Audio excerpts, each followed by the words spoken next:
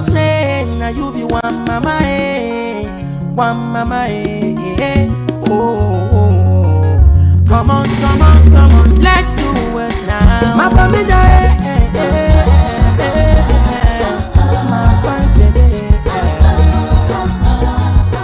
my baby, eh, eh, eh, eh. My sweet mama, let me tell you something about this, my sweet mama.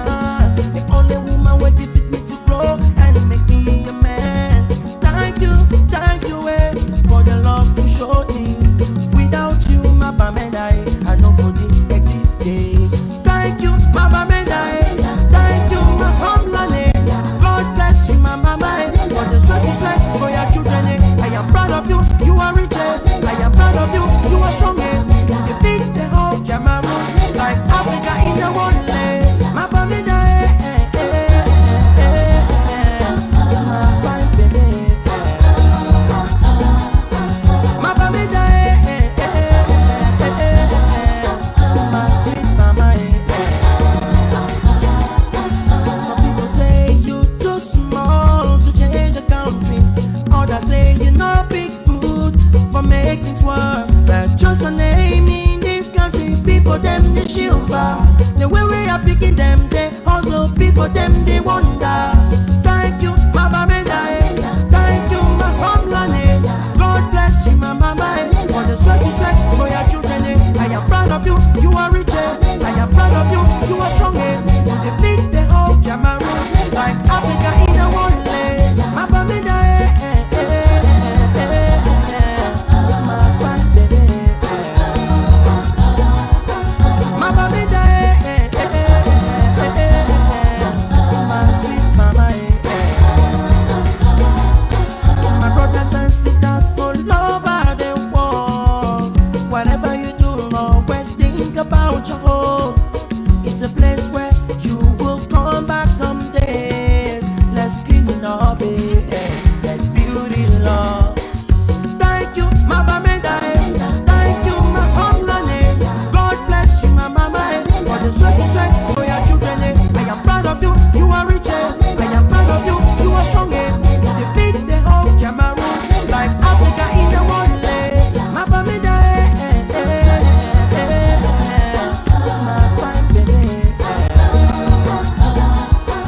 My bamenda, my sweet mama.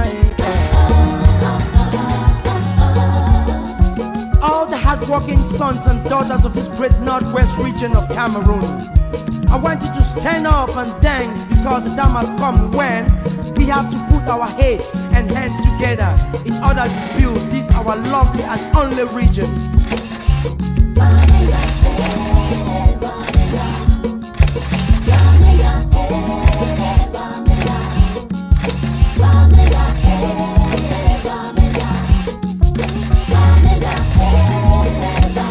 My bamenda, my fine baby. My bamenda, my sweet mama.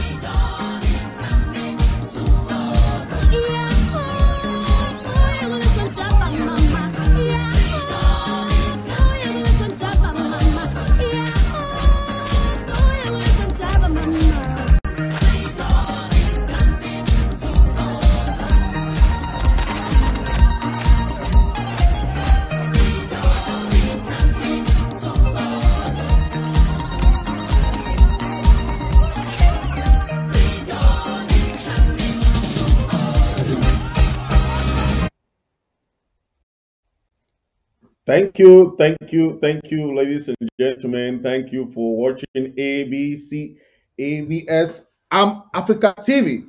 Today is a special day. We have some special guests from the Restoration Council. We have Dr. Epa. You all know he's a very popular invitee here all the time. He always visit us all the time. You also know Reverend Jimmy, who has been a very staunch member and a spokesperson too for the Restoration Council. You also know Reverend Chang, who has been, the ambassador for the IG for a long time, and all of these three powerful guests will be joining us as we start the show. So, ladies and gentlemen, hit your share button. Hit your share button before we start. It will be a wonderful show today. You have a lot of information that you have been missing. I want you to believe that this struggle is strong all the time. And in Ground Zero, we greet you. In diaspora, we greet you. All over Africa, we greet you. Those in the refugee camps, we greet you. Those in the dungeons of La Republique jails, we say hello and stay strong because this revolution is strong. I want to say, please hit your share button. You are watching Face the People. This is a show on ABS TV, and today is Saturday, the 2nd of April, 2022. So hit your share button while we bring in our guests, and know that I am Fritz Misodi presenting to you this show. And today we have a lot, at stake that we have to talk about. And you're going to hear Honorable Dr. Epa, Honorable Reverend Alfred Njini.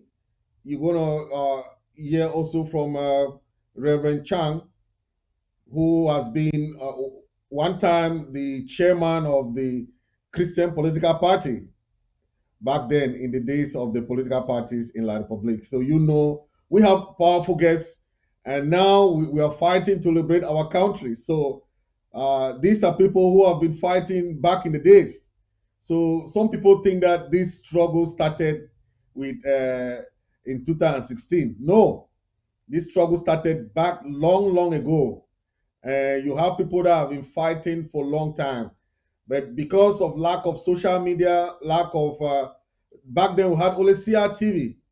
We had no other television station. The only second television station now is the Equinox. And we heard that now the La Republic want to ban Equinox. That is how La Republic is. We are happy to be blessed. We have so many TV stations in Amazonia. We don't care. We are not competing with anybody. We want excellence in ABS. We want excellence. We want to tell the people what is happening in Ground Zero. We want to make sure that we inform our people of what evil La Republic is doing on us. So hit your share button. Ladies and gentlemen, I want to welcome uh, our able, honorable Dr. Epa. Dr. Epa, if you're ready, you say hello to the crowd. Dr. Epa is not yet ready. Then let's go to Reverend Njini. Are you ready? Reverend Alfred Njini.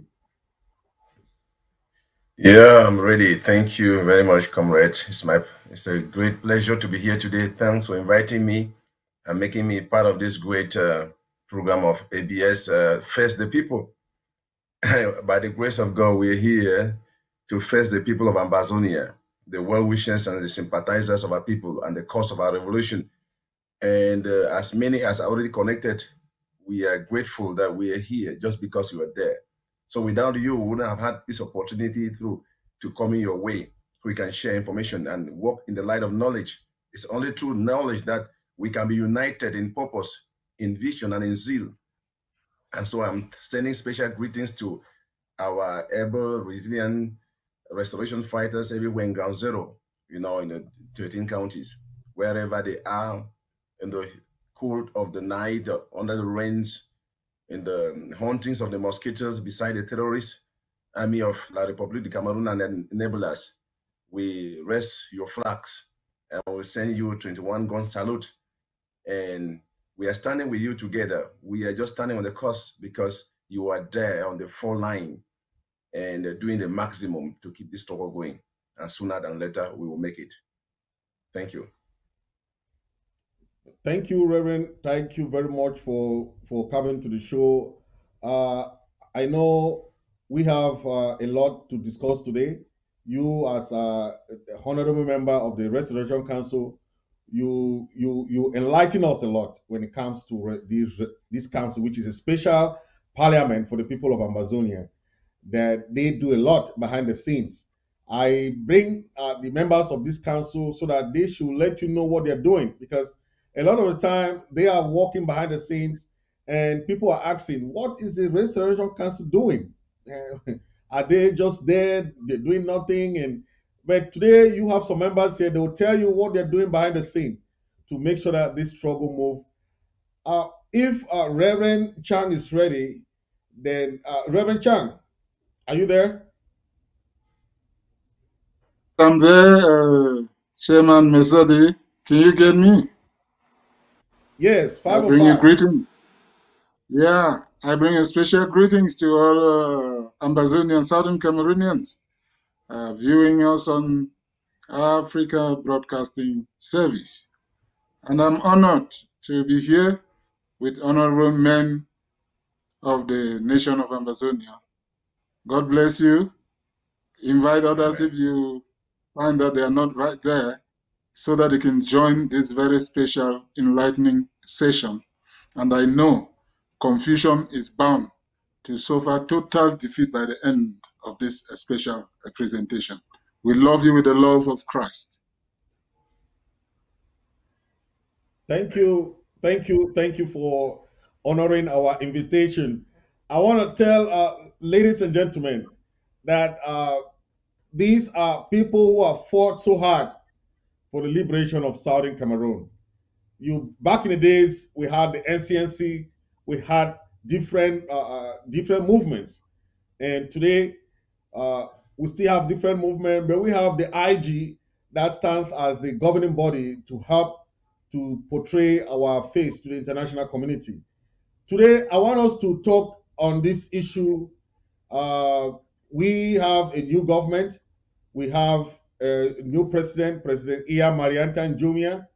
She has been having a lot of working projects behind the scene. But I want us to, you people who have been members of government, you are members of the Restoration Council, can you tell us what is your expectation for this transitional period? What do you expect from the new cabinet in terms of those projects, working with the refugee, working with the restoration forces, working with all the brave warriors, working with those people, the POWs, working with our IDPs? What do you expect from this new cabinet? Reverend Afenjini. Thank you very much, Chairman. I still send greetings to Honorable Dr. Epa if he's already connected, and to Apostle Reverend Chang. Michael, it's a pleasure having you, and we can rub shoulders together in this special program facing the people of Amazonia for educational reasons, which is very, very important. With regards to the question, Chairman, you asked the expectation from our newly appointed Lady President, Iya Marianta. And in this transitional moment, when we follow her speech to the Southern Cameroons Ambazonia 2 weeks ago, everything was clearly spelled out that all her commitment and her team in place for the transitional time, 90% will be on ground zero. You know, and beside that clarity spelled out to Ambazonians, which I believe it was quite motivating, I followed the speech, I mean, every step of the way, and I was really, really not only encouraged, but strengthened, you know, motivated, despite the challenges of what we went through to come to where we were, which were but hurdles of a normal revolution, like it happens. It's true that it differs in different places and surrounding circumstances and the people involved. But when I listened to her and the fact that she was focused, understanding the need of working with these people on ground zero who are the sustaining force, sustaining backbones of the struggle, the Amazonian restoration fighters who have sacrificed their lives under rain, under sun, day and night, sometimes without food, without water, haunted like rat moles by wicked terrorist army of La République du Cameroon. When she recalled, talked about all trying to rally up effort with the financial empowerment and to launch out. And during the speech, she made it clear already that she has already been in touch with some key restoration fighters or Amazonian restoration fighters, communicating with them. That was very, very encouraging. One of the things, that can frustrate or delay a revolution is that disunity, disparity that comes in between the major actors. In the Amazonian struggle for restoration, we have two we have two grounds, the diaspora and the ones in ground zero who are within the war and facing the heat day after day. And the administrative coordination is within the diaspora, because for obvious reasons and reasonable reasons, they can't be in ground zero. Yet the fighters are there. And so they must work hand in hand. That is true. They must understand and appreciate the impact of those who are on the field in what they are doing, and to be focused on them and to know about their worries, their cries, and give them the support that is needed and not being distracted. All Ambazonians know that for the last 4 months past, we have had a terrible, corrupt, manipulated atmosphere because of power drunkenness, manipulation, corruption, misappropriation, and all that you can see in place, which has been the confusion that distracted our forces and that the enemy took advantage. So to have a young, dynamic president who has a focus and a zeal with what's clearly spelled out, and she has been committed to raising funds already, what they call the ARF fee, which is directly to give them that push they need at every level, at every LGA, every county. So the expectations are high, and I believe Ambazonians cannot be disappointed because, like I said before the speech, which many applauded for that, there were already efforts, maximum efforts in ground zero. Until now, she's been working out. A lot of people have been asking questions. How long will she work in the background before coming out? It is not about a show like we have seen. Working on a part you have not worked before, but privileged to be able to see those who have worked before is a challenge. It's a privilege to put up some corrective measures and not dampen or fall in the traps of those who have been before you. It is often said or conventionally said, the first fool is not a fool. That is true. One of my friends wrote a book and said, when you walk through a pathway and there are potholes, potholes with mud and water, whatever it is, and you fall into it, you are not a fool when it was your first time. When you fall into it the second time, you are foolish. And if you dare fall into it the third time, you are not only foolish, but you are wicked to yourself. You have decided to not use your senses. So we have a dynamic young president who has put in place a team that will be known clearly to Ambazonia for this transitional time in a very short time, who is conscious, vivid, sensitive, with ears that hear, eyes that look, with a mind that works. When you listen to her speech, the expectations are high and can be followed up with clarity because she said, we will. She was not speaking like the former who will say, I will, and listen to me. Let me teach you about what I'm doing and what you should watch me do. Things like that. But she was telling the people that true democracy is the power of the people, for the people, by the people. And this is enough as we dig into, touching some of those key things that you mentioned to show that the expectations are high and certainly will not be disappointed. And I made mention in the first comments after that speech, great speech, that in a transitional moment, the sovereign God that we know, we have acknowledged and we have acclaimed to be the one who ordained and has been sustaining through this revolution, can do in a short time, in 2, 3, 4 months, what has not been done in 5 years. Who knows?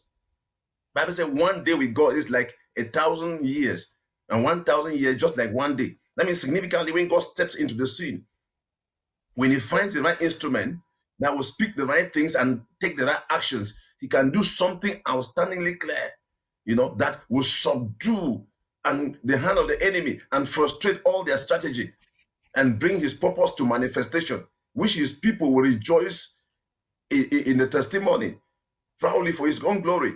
So my take for that and my expectations are high. Thank you. Thank you. Thank you, Reverend. I want to make known the presence of Honorable Dr. Epa in the house. Dr. Epa, can you introduce yourself to the audience? Yes, Chairman Fritz, thank you very much for giving me this opportunity one more time. I want to greet Honorable Afringini and Reverend Chan in the house. I'm glad to be here, and I want to thank all the Ambazonians for listening to us. I want to thank the ARFs who are there fighting for us on ground zero to make sure that we get this independence, actualize this independence, and make sure we move ahead with our own country. Again, I'm a member of the Restoration Council, and I think, do I have anything to add to what Reverend Engineer said, or you will ask me another question later? Yes, your expectation of the new cabinet, our newly elected president. What is your expectation in terms of what you see from the new cabinet? What dealing with the ground zero, dealing with the ARF, dealing with all those challenges that we have. What is your own take about what you expect from her overcoming all the challenges? You know what is all these enablers that we have, all the divide and rule, all these type of different infighting. Various some of the rogue activists, all these people that are just not really don't knowing their purpose in this fight. What is your take, and what do you expect from the new cabinet to face right on? I thank you again for this, for explaining that. I think the new cabinet, the new president, Iya Marianta, as Reverend Ginny has spoken, actually made a speech, and in that speech, she spelled out exactly a lot of things that she is going to do. I know that she's going to focus on the ground zero, making sure that our restoration forces are acting together, and that they are going to do a very good job. For some months now, they have been quiet because of the confusion that came from the former president. And now they know that the Restoration Council has already elected the new president, and she is the one in charge right now. She's dynamic, and our forces are going to be behind her. She has begun already talking to some of the FMs and other generals on ground zero, and they are almost coming together. And within a short time, you see a lot of changes. The next thing is that the cabinet that she has put on, she has already made up, and which we are reviewing some of them to vet. It will be out very shortly. So I want to assure the Ambazonian people it's a very good cabinet, and you'll be so proud of it. And for those who have been Confucianists, who think that once you disagree with them, they will tell you that you are La République or that you are a coup plotter. We will not see who is a coup plotter. And they are there dividing the IG, thinking that they are doing a very good thing. It is no different, from what Siseko Ayuk Tabe did. And it is even worse than what Ayuk Tabe did. And at that time, all of us were crying foul, including that old regime. And if they continue to sabotage a lot of things, they will regret themselves because the people have spoken. So they can go and create any parallel government, create their own restoration council, do whatsoever they are doing. But I know that they are swimming in a pool of blissful ignorance, and they will soon get it. Truth is truth. You cannot hide truth. And when you are manipulating people and you think you are doing a good thing, sometimes God will turn His face away from you, and at that time the devil takes over from there and make you do more dubious things than ever. Thank you very much. Thank you. That was a good one, Honorable Epa. I know you are there at the Restoration Council. You have a lot of work to do, and you guys are doing your work of vetting, vouching, and advising the cabinet. I want to ask Reverend Chang. Reverend Chang, you're welcome. I want you to give your own take when it comes to diplomacy. What is your expectation in the side of diplomacy on the new cabinet? I know you have been one of the ambassadors there in Latin America. You have also been working with the interim government of Dr. Sako, and you know a lot of diplomacy or diplomatic works that has been going on from a Swiss-led negotiation to the ICC to those other projects when it comes to dealing with the United Nations Security Council. All right, thank you. I believe that the new government is not going to leave any stone unturned. Yes, like the Honorable Dr. Epa and Honorable Reverend Juni have already said, we can only be optimistic right now because with the passage of time, a lot must have been put in place to avoid mistakes of the past and of the predecessors. And I could say that we expect a very, very proactive foreign affairs department in this new government. Also, owing to the fact that diplomatic works are already continuing on a very good footing. Things are already going on, and it would not be the armchair diplomacy, or just let me be gentle with others. It may be a very new approach, but we are left with the shortest time possible to actually speak for ourselves and see the results. We just want to encourage others that the assurance that our honorable men of the parliament have already said is that the government will come out with a strong cabinet that will deliver. Other works that are going on the ground are going, but the people of Ambazonia, whom we represent, have to really, really know, so that they are not discouraged, so that they are not put in doubt, so that they do not buy the lies, and the misinformation and confusion that is out there. So rest assured, fellow compatriots, that this government will take everything into consideration, and that every person is being put in place to do what people are already anxious to do, to see the shortest time possible for us to actualize our independence and go back to Boya. Thank you. Thank you, Reverend Alfred. You have been in the interim government. You have seen those challenges. You have seen how enablers, not only within or without, but even enablers of like chiefs, the funds.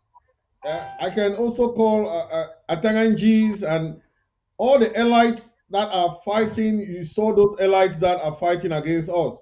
What is your advice? Because we have enablers that are still fighting us, who are Amazonians inside the La Republic government.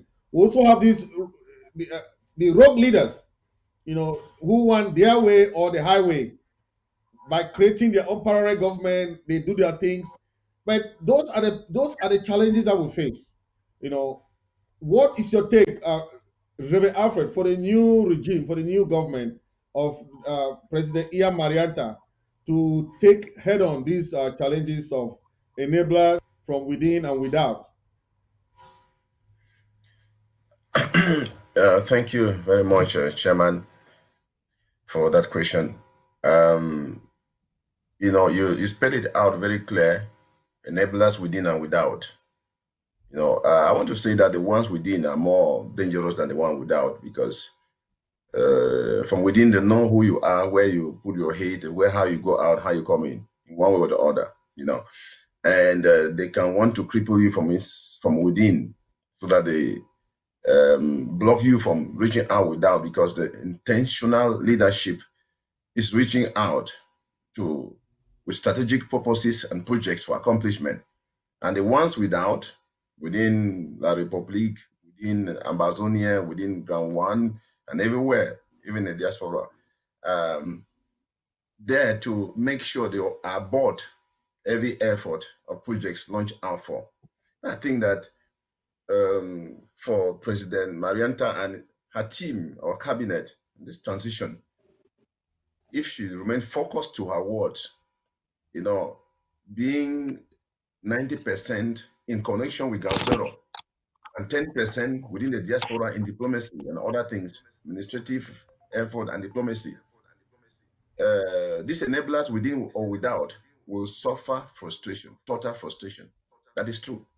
I am one of the people who believe very strongly that there is a time and a season for everything. And with few years of ministry or little knowledge about God, I have seen the way God does some things that are difficult to explain. And when I see, especially enablers from within, these people within are people, Ambazonians, who have decided to be foolish, standing in for their egoistic reasons, for greed. They are full of themselves than full of the cause of the people. And consciously or unconsciously, because there are some consciously working for La Republique and some unconsciously working for La Republique, time will tell. But I have known that this God we have acclaimed, who is the initiator, who propel or kind of quicken the Amazonians in the fullness of time to wake up for their deliverance, because their time has come. When a people's time comes and they are lukewarm or insensitive, Jesus will weep, God will weep like he did in Jerusalem. Say, if only you have known the time of your visitation, in order to comply with me, so that I can do what I came to do, you will not be doing the way you're doing. Now, so it is clear that what you see the enablers from within doing, they will not go far. One of the things I will assure you, and maybe when you see what to come to pass, you may change my name from Honorable Reverend to Honorable Prophet, if you want to call, is the fact that there is a God who is in charge and jealous of his cause to do exceedingly above what men can think or imagine, and that he gives men and women who have become foolish, especially in the little knowledge they know about him, the time and the chance to maximize opportunity. If not, he justifies his sovereignty over their life with judgment that will bring shame and horror. It doesn't end from within the background. It becomes, today in the social media, it becomes international. So what we are seeing and what is happening is just a matter of time. There are some 2 verses in the Bible, Old and New Testament. Permit me to be in my context while I try to hold this. It's a challenge to our lady president and her team, so that they will be focused in doing what they are able to do and do the best they can do, maximizing time and opportunity, leaving God to do what only Him can do. I said there are 2 scriptures. One of them is in the Deuteronomy, Old Testament, chapter 32, verse 35. He said, don't worry about what you are seeing. Their feet shall slice in due time. This is true. The enablers from who are within. God is jealous about the suffering of His people more than anything else. If there's something that moves the hand of God, why? Because God created man in His image and likeness. And that image and likeness of man that God used from Him to create them makes him, when you touch him or when he goes through torment and slavery and torture, all that Southern Cameroonians have suffered, it moves the hand of God jealously to want to defend them. And anyone that comes his way, it's just a matter of time. He works with what he call the court of judgment, the court of justice in his sovereignty. He makes sure he reveals himself enough, give you chances enough, so that when he reveals his judgment and manifests his glory, even the devil will say, you are God and you deserve to do what you're doing. Because he's the accuser of children of God and also accuser of God when he doesn't do to the justice. But unfortunately for the devil, God will always do according to justice. So there is a cup in his hands. And that's what the Bible makes me understand in the 2 Timothy chapter 3 verse 9. It said, they will not go far in their folly, in their manipulation, in their deception. Very, very soon, people will come to their senses. There are things that are happening. Today you ask a question for our lady president and the team. Now, Ambazonians are hearing strange names today. You hear about Charles from Togo. You hear about John Dinga, all those kind of things. You start asking yourself, some people are asking a conscious, reasonable question. Why now? Why only now? It's because there's a fullness of time. God, who has permitted us to go through what we are going through and to be able to help Ambazonians come to a discovery or come to a maturity before arriving Buya, so that we don't arrive Buya in pieces or finally cheer up ourselves in pieces, but arrive there with maturity, with people who are ripe to the cause and to the justice of celebrating the grace of God, has to lead us through this time we are going through in order to prune, in order to push, in order to, winnow, sift her out and qualify what must be qualified. So they are folly, in other words, their manipulation, their hypnotism over the minds of the people, surrogate, will soon wither, will soon expire, and people will come to their senses. You ask tomorrow who will stand to speak for John Dinga, you will not find anybody. Who stands to speak for Charles, you will not see anybody. Who stands to speak for this one, people will run to their shelter. That is the justice of truth. So my challenge and my motivation and my words of encouragement to the president and the cabinet at the moment, don't be distracted by whatever is happening. Focus on what you are doing at the level of ground zero. Let there be an ignitement of firepower than ever before. If we wake up in the dawn of tomorrow or come next country Sunday, we see sparks of fire like what just happened in Bali. When I saw this video, I said, oh God, this was not a completed job. I'm happy that something happened, but it was not a completed job. This guy should not be lying there and yearning and doing what they are doing. They should have been sent to meet Ekema, so that those who are enablers from within again in ground zero and Bazonians who are still foolish, you ask the question, who are there within La Republique, who are trying to lobby in one way or the other, still trying to deceive themselves that there's something workable with La Republique, despite the fact that they are killing our people the way they kill day in and day out. There is nothing good about these guys. Their leaders, their government has proven that there is wickedness within their DNA, within their system. And if there is anything Ambazonians can do with them, is to live with them as neighbors, and show them the culture of good neighbors to those who are ready to benefit. That's the issue. So they who have come to their senses, come home, stand out, denounce your ignorance of the past, and pick up the challenge of the season to stand with the cause of the people, because very, very soon it will be too late for them. to harm any place anymore, because Ambazonians are looting everyone. All these killings that are going on in Amazonia are orchestrated by these enablers from within the Republic and within our people. Thank you. Thank you. You mentioned a lot there, and I just want Reverend Chang to come in, because he will touch a little bit about the obligation of the international community and what kind of strategies the new administration can use to win the hearts and minds of the international community. We've seen how many countries are fighting the wars, but we've learned that if you don't use your own way of diplomatic outreach, it will be difficult for you to create awareness. We have seen how the Ukrainian president created his own awareness. He opened the doors for everybody to come and help them to fight. There are so many ways, and I want Reverend Chang to come here. We have had Swiss-led negotiation, but there has been no headway. We have had other ways of trying to sell ourselves out to the international community, but yet we see how the international community are ignoring our cry to come to our rescue. I don't know, Reverend Chan, what is your advice to the new administration of President Iya Mariata? What are the ways that we can bring in international support? Oh, thank you very much. I like your beautiful question.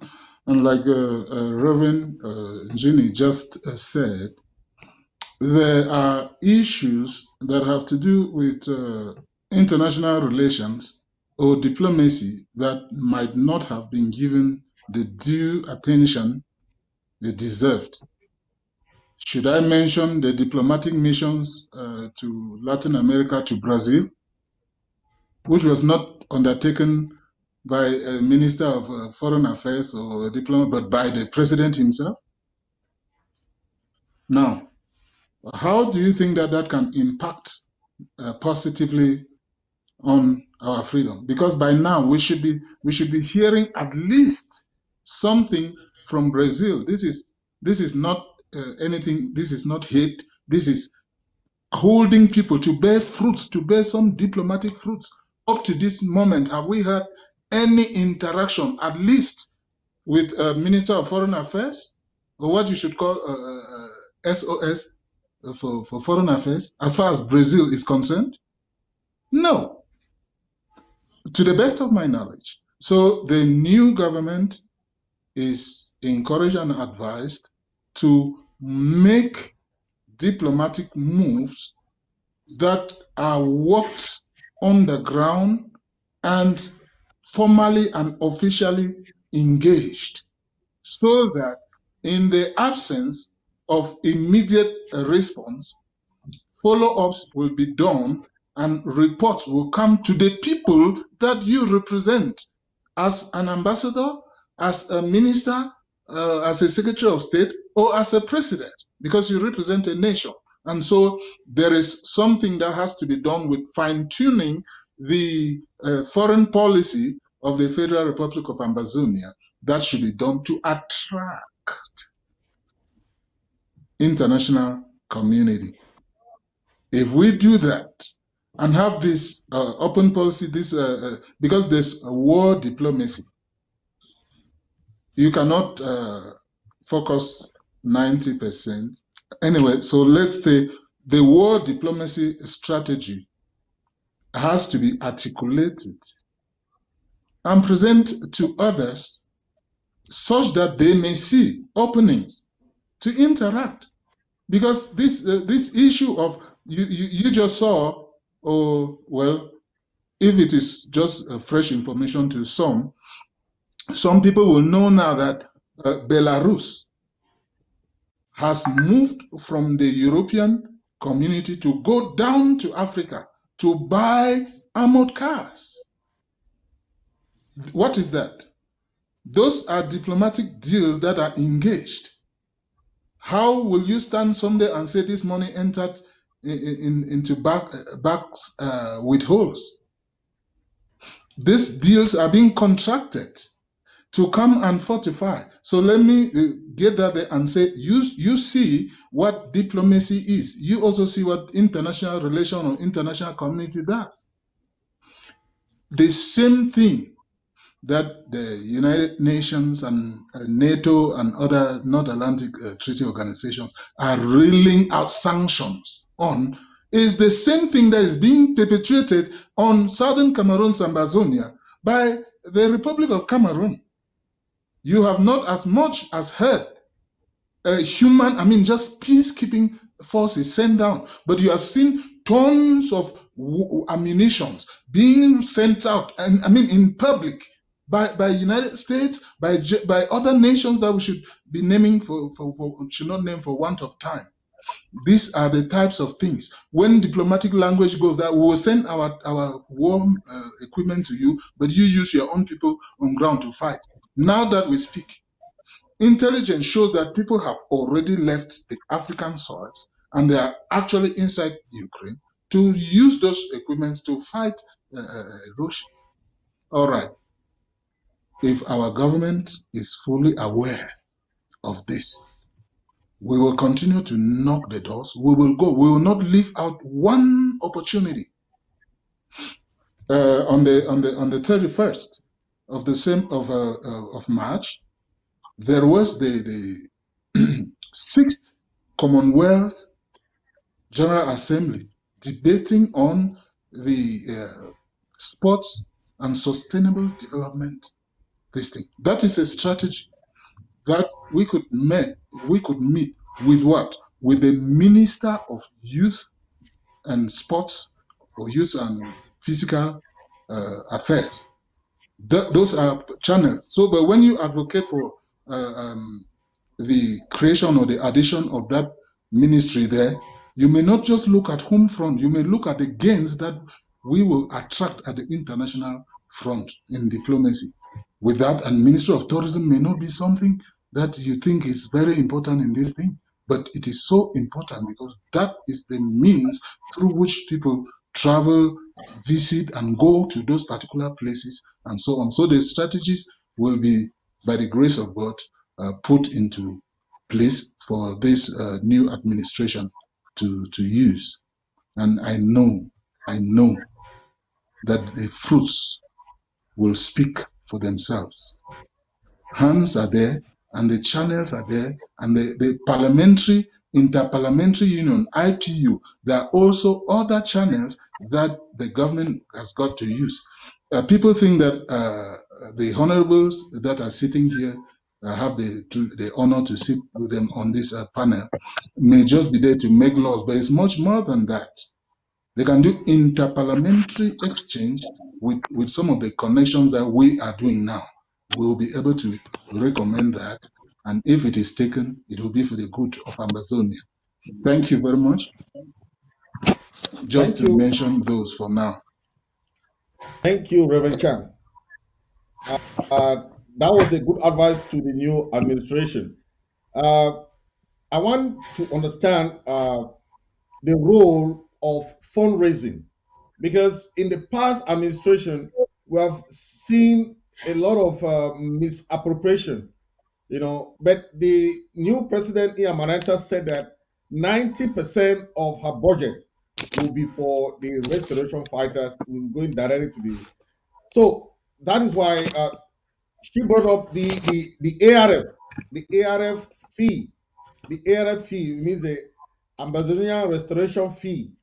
So the launching will be tomorrow, and you saw the first the testing of the that the target was about 100,000, and she raised almost 80,000. And so tomorrow there will be the launching of the ARF fee. So let's talk about this, because for the past we have seen the draft, the system of the draft. There was little accountability when it comes to the LGAs, and we also saw what we call the Operation Lava.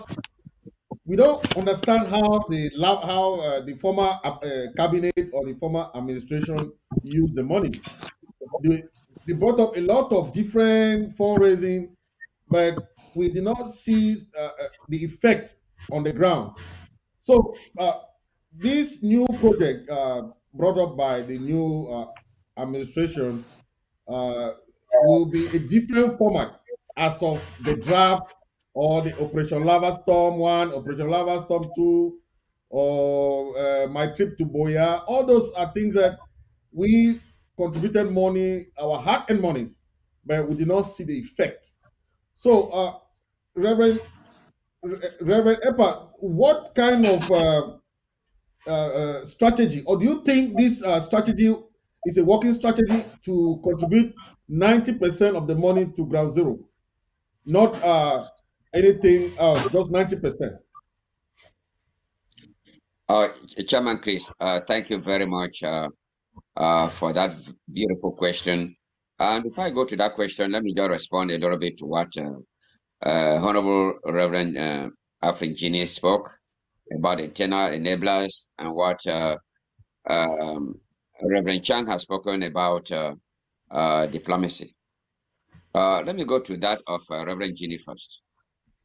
You see, the problem we have in this revolution is not only the external enablers, but also the internal enablers who pretend that they are in the revolution. Use the name of us saying, oh, we want independence. We want to go to Buea. We are leading everybody to Buea, but they are doing something different. I think Reverend Gini has spoken to that point very, very clearly. And I also now want to warn those enablers who are on ground zero, who are planning for our boys and our girls to be killed. That is a very big warning, because the new president is not going to tolerate that nonsense. The plan is always for them to make sure that they have their stomachs full at the expense of the population that is on ground zero. That idea of someone being working in Yaoundé and going to his own village and telling everybody in that village or in their own community or in their tribe, saying that, oh, don't you like how Paul Biya has given me this position? We have to support Paul Biya. That idea had been there when I was still in that country. And that has to be stopped. We are fighting for full independence. And these guys are there doing everything to make sure that we remain slaves. What a shame. Let me go back to Guti specifically. I want to warn those enablers in Guti local government area. And I will start with my mother's family. My mother comes from Mungondo. And she comes from a chieftaincy family. And that chieftaincy family is the one controlling Ntale, where 22 boys have been killed. First 5 boys, and then 17. And I want to warn this particular family. They call it Mietuba's family, where my mother comes from. And some of those guys who are in Yaoundé planning all this coup are my cousins. And I want to warn them. You want to bring the Nyankum Juju anywhere, you are going to meet your downfall. You don't even know the Nyankum you are talking about. That Juju. You don't even know it. You think you know it, you don't. You bring your witchcraft, you are going to die. Let me tell you. Amen. I am the one warning you, and you all know me in Guti. Okay? So now let me go back to Reverend Chan. Reverend Chan, thank you for that diplomacy ideas that you have given. I would like us not to speak about the strategies right now, about the diplomacy. Let's leave it behind the scene and let us surprise those enemies. Now, going to the money that has been contributed in the past years. We know that everything was embezzled, even when things have been made very clear. In Fako, for example, before the AFCON came, we all contributed money. Nothing happened in Fako. In fact, I have been one of those who pushed the chairman of Fako to make sure that something happened in Fako. He wanted to stay behind. He said, no, when they do anything, Sako was going to get credit. I said, go and do it. Now they tried and did something. You saw what happened in Boya and what happened in Victoria. But I don't know what is going on with people who are still following this guy. They don't see. But that is always the work of the devil. I understand that.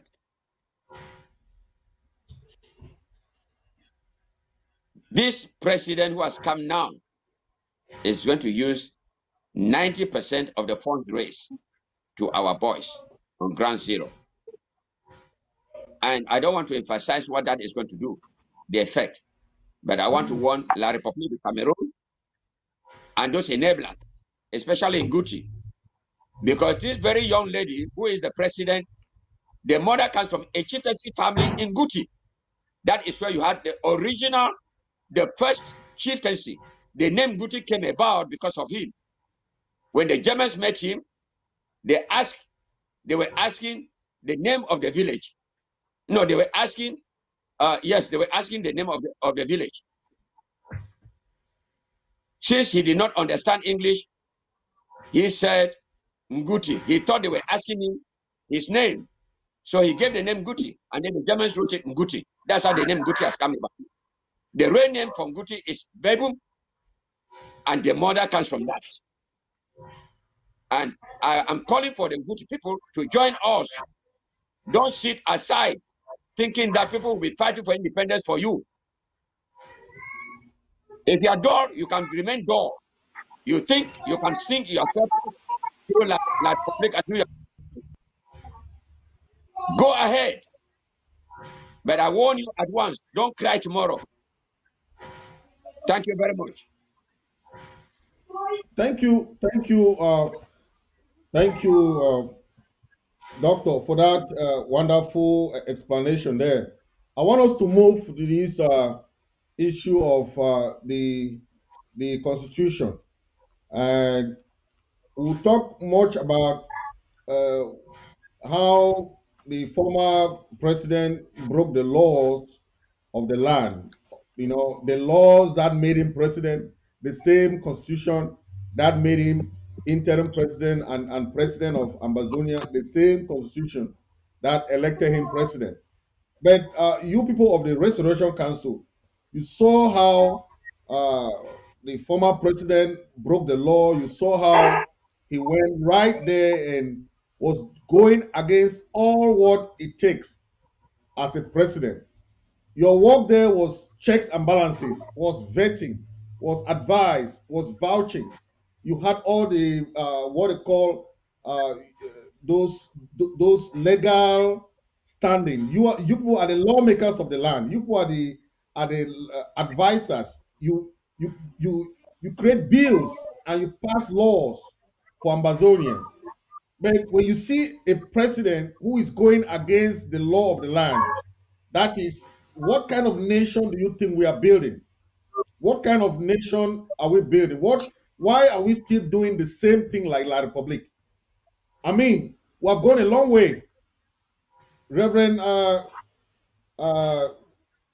Njini, I want you to come here because you know much about the laws of the land that was broken by the former president, and he went against and went until he had a lot of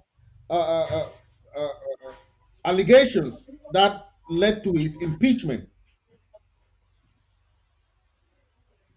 Yeah, Chairman, thank you. Let me have the honor to give Dr. Epa the first go, then I can follow him, if you don't mind. Dr. Epa. Okay. Well, you know that, you see, when you are planning a coup, you have a lot of strategies that you make. And when you hear about leadership, everybody can be a leader. I have sung in nearly every meeting, in every forum that I happened to attend the meeting about transformational leadership. And I thought the former president was a transformational leader. And I thought his cabinet members, many of them were transformational leaders. All the singing, everything I said, I think it entered in their ears but passed through the other ears. They ignored. And that is the reason we're here now. When you look at it very clearly, a small problem happened in the cabinet. That the president, any director in an organization, not even up to executive director, he will call the people concerned. He would have just called Aringwa. He said, come here. Close the door. In fact, when I used to have that opposition, I had a camera in my office so that you don't go out and go and change and say that and say something negative about me. I would make sure that I have a camera in my office when I was a regional superintendent. See, so that's what you would have done. Although it is virtual, call the person. So look, I like the work you are doing, but the way you are going right now, it is out of hand, and I want you to stop so that you don't bring my administration down. I think I would have listened. He didn't do it. He would have called Secretary Chris. He said, Secretary Chris, you are the Minister of Communication. I love you. We are all together here. You helped me even come to power. But please, I want you to stop anything that you are doing. I've also spoken to Aringwa, and I think we have to make some peace. And finally call two of them and say, I want peace to reign for the benefit of the Ambazonian people and for he himself as the president to show that he can solve problems. But he didn't. He didn't. Now the matter came to the Restoration Council. What surprised me was that while trying to investigate his government, he implanted some spies in the Government Affairs Committee, where I belong, in the name of Dr. Ade Chima. And the audio that was leaked was given to Sako. And foolishly, as God will have it, in fact, if I were the one who had that audio, I would have kept quiet, begin to prepare my case, waiting until the Restoration Council will call me up. But he foolishly, God pushed him. No, not God. God does not push you. Satan pushed him. According to him, he was trying to be so smart. He first went on air. Then he called for a meeting. And in that meeting, he played part of the audio that was against him. That was against him. That was a violation there. And that is what led Andrew Johnson to be, in fact, he was not even impeached. He himself resigned as the president of the United States. It was only leaked, but he did not play the audio here in the United States. So Sako's crime is more than Andrew Johnson's crime because he went and played it. That one itself is impeachable offense. He violated his constitutional authority or mandate to protect the Amazonians and to make sure that he's confidential. He didn't do that. Seta still pushed him. He asked some members in the Restoration Council, I think about 7, to go out. And then he attempted to dissolve the Restoration Council. That brought him up. That gave him the presidency. That was not all. He went and divided the APP. That is, he went and made his own APP, leaving the original APP, which was conceived right from the conference in Berlin. Who does that as a president? And you go play. And you have some surrogates dancing behind him, because they are all in that Bitcoin business. Do they even understand? And they are my friends, some of my friends inside that who have been advising him. And I cannot blame them. Because my friend, Barrister Fritz Misodi, when I told him a lot of things, even the law that started in his own office, the office of President Sako, former President Sako, the defense bill, he ignored that bill and did something else different. The Restoration Council sat down regarding the situation of Sako. We gave him a recommendation. He went and stood on ABC and said it was a recommendation. It was not a prescription. I said, okay. I called him and I told him. And I told I told Barrister Fritz Misodi about it. And I told Pastor Commando about it. In the Restoration Council, I made sure that I told everybody with Lobati seated there. I said, this time, anything that comes up from the Restoration Council will not be a recommendation. It's going to be a prescription for Sako to follow. They didn't want the voice, but my voice and God created it in that form. And the Bible says, speak as an oracle of God. And it's what I speak.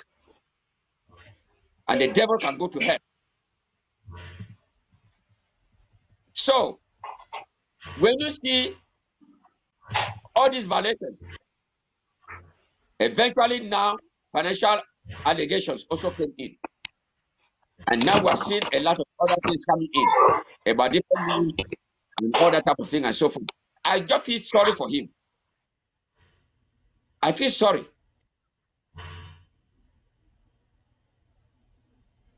Thank you, Dr. Epa. Yeah, thank you. Yeah, yes. I want us to talk much about those particular clauses that he violated in terms of our constitution. Fellow Amazonians, we have gone a long way. We have had different people in our revolution. Remember, Southern Cameroon was the #1 democratic nation in Africa. Why? Because before they granted us independence in 1961, Ndeli won election and handed to Foncha. Foncha also won election. They had their constitution. They respected that constitution. Before 1961, don't forget, That is what we are trying to do now. We cannot have a constitution and people don't respect it. Then what are we doing here? We cannot have constitution, then people don't respect the constitution. The same constitution that put somebody in power, the person came to power, then said the constitution is not correct. Reverend Ginny, I want you to come here because I see that we are building a nation of institution and constitution, a nation that the international community is watching. They are looking at us. And if we cannot respect the constitution, our own constitution, what kind of nation are we building? Thank you, Chairman. I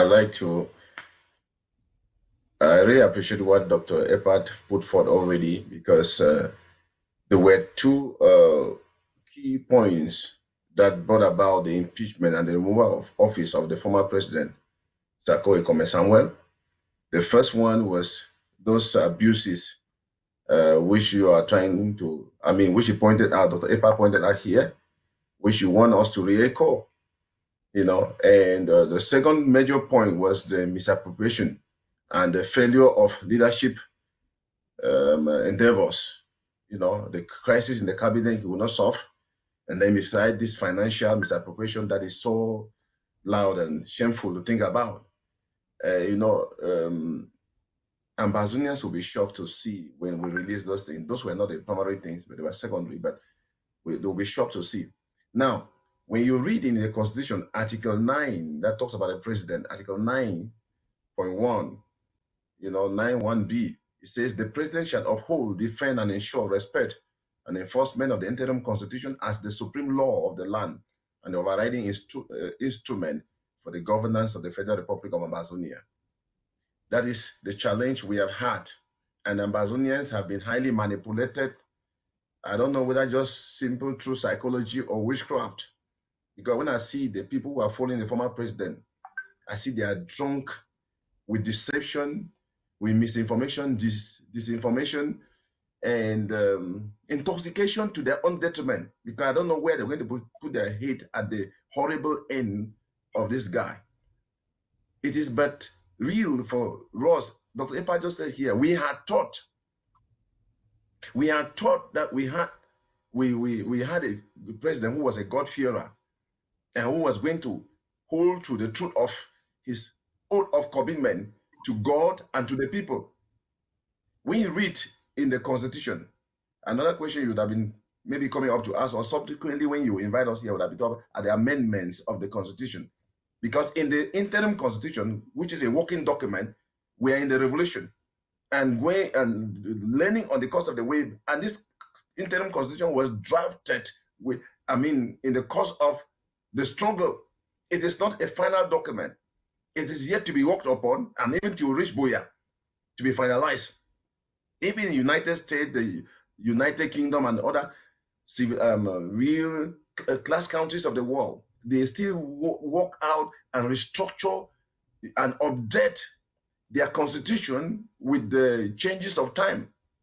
Then one more about Ambazonia with an interim constitution. What does it say that concerns elections? Now, that's the key question, which Ambazonians have been highly manipulated with disinformation, misinformation, and intoxication to their own detriment and deception.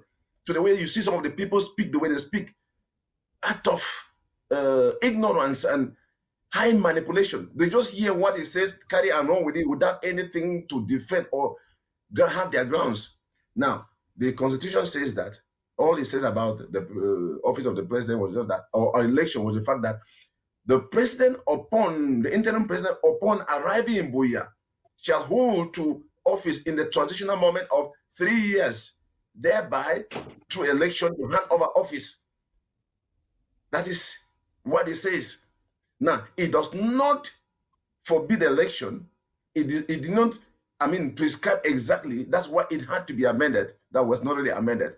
Because the person who followed up the drafting, none of us had thought we were going to tarry 2 or 5 years in this revolution the way it took up. We knew we were arriving in the next 1 year, the next 2 years. That is true.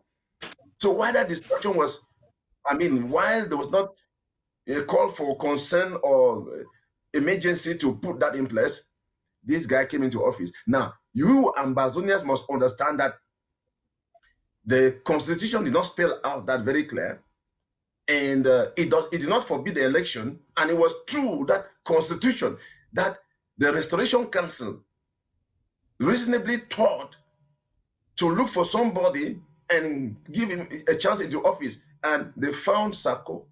They mistakenly found Sako, let me say so. And when they found him, they voted him to be the interim president, and finally voted him to be the president of the Federal Republic of Amazonia. Can you imagine that there was no provision about that in the constitution? But then, objectively, because with every law there are exceptions. In every country, every organization, every gathering of people, there's what they call ethical crisis, ethical moments. That means there will be challenging moments where there is no provision anywhere that defines and describes how to go about. But reasonably, by that environment, by that structure, by that culture, by that background, what can be done reasonably to meet up with the times and the season, to secure the future? Because every step that is taken within an organization does not only end for there, it secures into, it looks into the future. You know, and that's what knowledge is all about, growing with knowledge and learning till you die. Because when you stop learning, you have to die. And even when you are dying, you have to learn how to die because you have not died before. So that's why knowledge is very important. And when you see a crafty man come in the name of common sense and manipulate people, he can play around your intelligence and you sit up and say, wow, a great oracle, but it's taking you to the grave. Now, so you discover that constitution did not give that empowerment for a voting, but because of the ethical challenge of that time, nobody had known that what happened Seko was going to happen the way it happened, and there was need to move on, because the idea of having an interim government within the revolution was not an error. Southern Cameroon had been a country, and there was need to have a structure of a people that have a sense of their own, you know, that will be able to stand and show that things before the international community. So Ambazonians who have been intoxicated think, oh, this mistake came because of the idea of a wrong government in place. No, this was not true. Because even the people who tell you about there was no need for any government to be in place also have a structure. They don't call it a government. Some of them call it governing council, call it whatever they call. Some of them just call it one thing or the other, but it's a structure, you know, that needs to have a chairman. The name of a chairman can be a president, or the name of a president can be a chairman, whatever. The leader, the key leader, the head of the, that is whatever it is called, depending on the structure and the context and the environment. Now, so you see, that was the constitution that voted him to the interim president, or the interim president, and to the president of the Federal Republic of Amazonia. And now he took the oath of it. And when he entered office, he started using his craftiness, thinking like you would hear. You know, one of the common things he spoke in all kind of constituent assembly and gathering of the people and surrogates would have been, oh, when you have an accident, you know, I live in America. When you have an accident, you know about the law. You don't need to begin to quarrel with your opponent or whatever. Because who is at fault here and there, you just wait for the police officer to come and declare judgment, because when you know the law will justify. And when you know you're on the right, you don't have to quarrel with your words. And then that is when the oath he took in the name of God, he tells Ambazonia, I took the oath of men, but now I'm under a sovereign oath, a higher oath. What a deception. What a wickedness. This God of truth, this God of heaven, this God of justice, he cannot remain lukewarm to this kind of deception and wickedness, craftiness. And to those who think that this is common sense, it's crooked sense of the devil, not of God. This is not true. Now, that the constitution that voted you, swore you in, and obligate you to live to serve the people, has, you know, by the Restoration Council, that's supposed to be the custodian law house of the people, watching, supervising, and following up to see that the justice of truth prevail. That is the responsibility of the Restoration Council, to call upon and to advise the president. But the president becomes the number one of the country. And I heard some of my colleagues come into the media and say, oh, he has the final authority. It is true. The president has what he calls the executive presidential powers to bring forward or to decree something or put in place something, but it's not above the Restoration Council. If he goes wrong, they'll say, no, young man or dear president, you are going wrong. This is not democracy. This is at the detriment of the people, done for the people. And they bring him to order. But it's never, there is nobody in any nation of democracy or of the world that can be above the house of the law. No one. And this is why they have intoxicated this guy to think that he was. And so that with anything you speak contrary to what he feels and what he's passionate or driving at, you are either removed from office and you're replaced. No doubt some of them are following him because he had promised them posts here and there. Oh, I'm going to give you a post in my government. Now, so the constitution did not spell out that there will never be any election before ambassadors arrive Buya. There was nothing like that. It only said upon arrival in Buya, the transitional, the interim president will be on seat for a transition of 3 years, thereby through election hand over power. That is true. It did not say it's going to be Reverend or Dr. Epa to be the president that must take people to Buya. So there was an abuse of the law because ambassadors did not even understand. And everything is he said, let me teach you, let me tell you this, and that. Became an expert until even the legal expert of the law, people like Barrister John Fu, became fools. You listen to them, you start wondering, how could they suddenly become what they were? Were they speaking the way they spoke in La Republic just out of deception or whatever? And all of a sudden, in a very short time, you cannot see them coordinate their thoughts anymore. And when you want to sound objective with them, they flare out in arrogance. This is abnormal. This is true. Chairman Fritz, and you'll be shocked when this guy was at the Barrister was appointed to be the spokesman for the president house of the office of the president of the IG whatever. I was in the group in the group. We were about 23 of us, and people were celebrating and jumping up and down. Oh, this man is a wise man. God has given us a wise man. He has taken a strategic move to appoint this man. It's a square peg in the square hole. And listen to that thing, and every sentence being say, "Oh, what a deception!" And then I put on my hand and I say, "I'm sorry to contradict your thoughts. I have seen everybody singing the praises, acknowledging and applauding a square peg in a square hole. I'm sorry to say I contradict your views. This is not true. This guy may be a legal expert, but he doesn't have a sense of coordination when it comes to the open grounds of real democracy. He cannot coordinate his mind. So I'm afraid what is going to go talk on TV or go on the media and talk, and that was true. That is it. In a very short time, he came and just fooled around. That's why even sometimes in their gathering, they could conflict in their ideas, because a man from nowhere just became an expert, and when he speaks, they swallow, even when he was contradicting the very law they were supposed to stand up and defend as veterans. This is true. It's shameful. So, how could the law or the Constitution that did not give provision finally provide a provision for you, vote you to office, swear you to office, supervise you, and at the end of the 2 years mandate that you swore in, you denounce, and then start looking for ways and say, oh, what was said was not included in the Constitution. Oh my God, it's terrible. Let me hold it there before I continue. Thank you. Reverend Ginny, you have explained everything. So I just wanted Ambazonians to understand, because there are some Ambazonians who are still gullible. They don't know that we have a constitution, and that nobody, no one whatsoever is above the law of any land. Be you president, be you whoever, you are not above the law of the land. You have to respect the institution and the constitution of the land. So I wanted to bring that, but let me ask our diplomat. Many countries have their constitution, and the presidents or the government respect that constitution. Nobody can go above that constitution or that laws of that land. But we saw a lot of violations. You know, how the former president was going out of control. You know, he went and created his own, what they call ASCCC, and created his own parallel, something parallel. Everything is parallel. But that is what we're talking about here. How can you go against the laws of the land? We know our people have suffered so much. We have had so many constitution that has been done by La Republic, which was not ours. Our people came now and said, let's have our own constitution, which is we have the common law system, not the civil law system.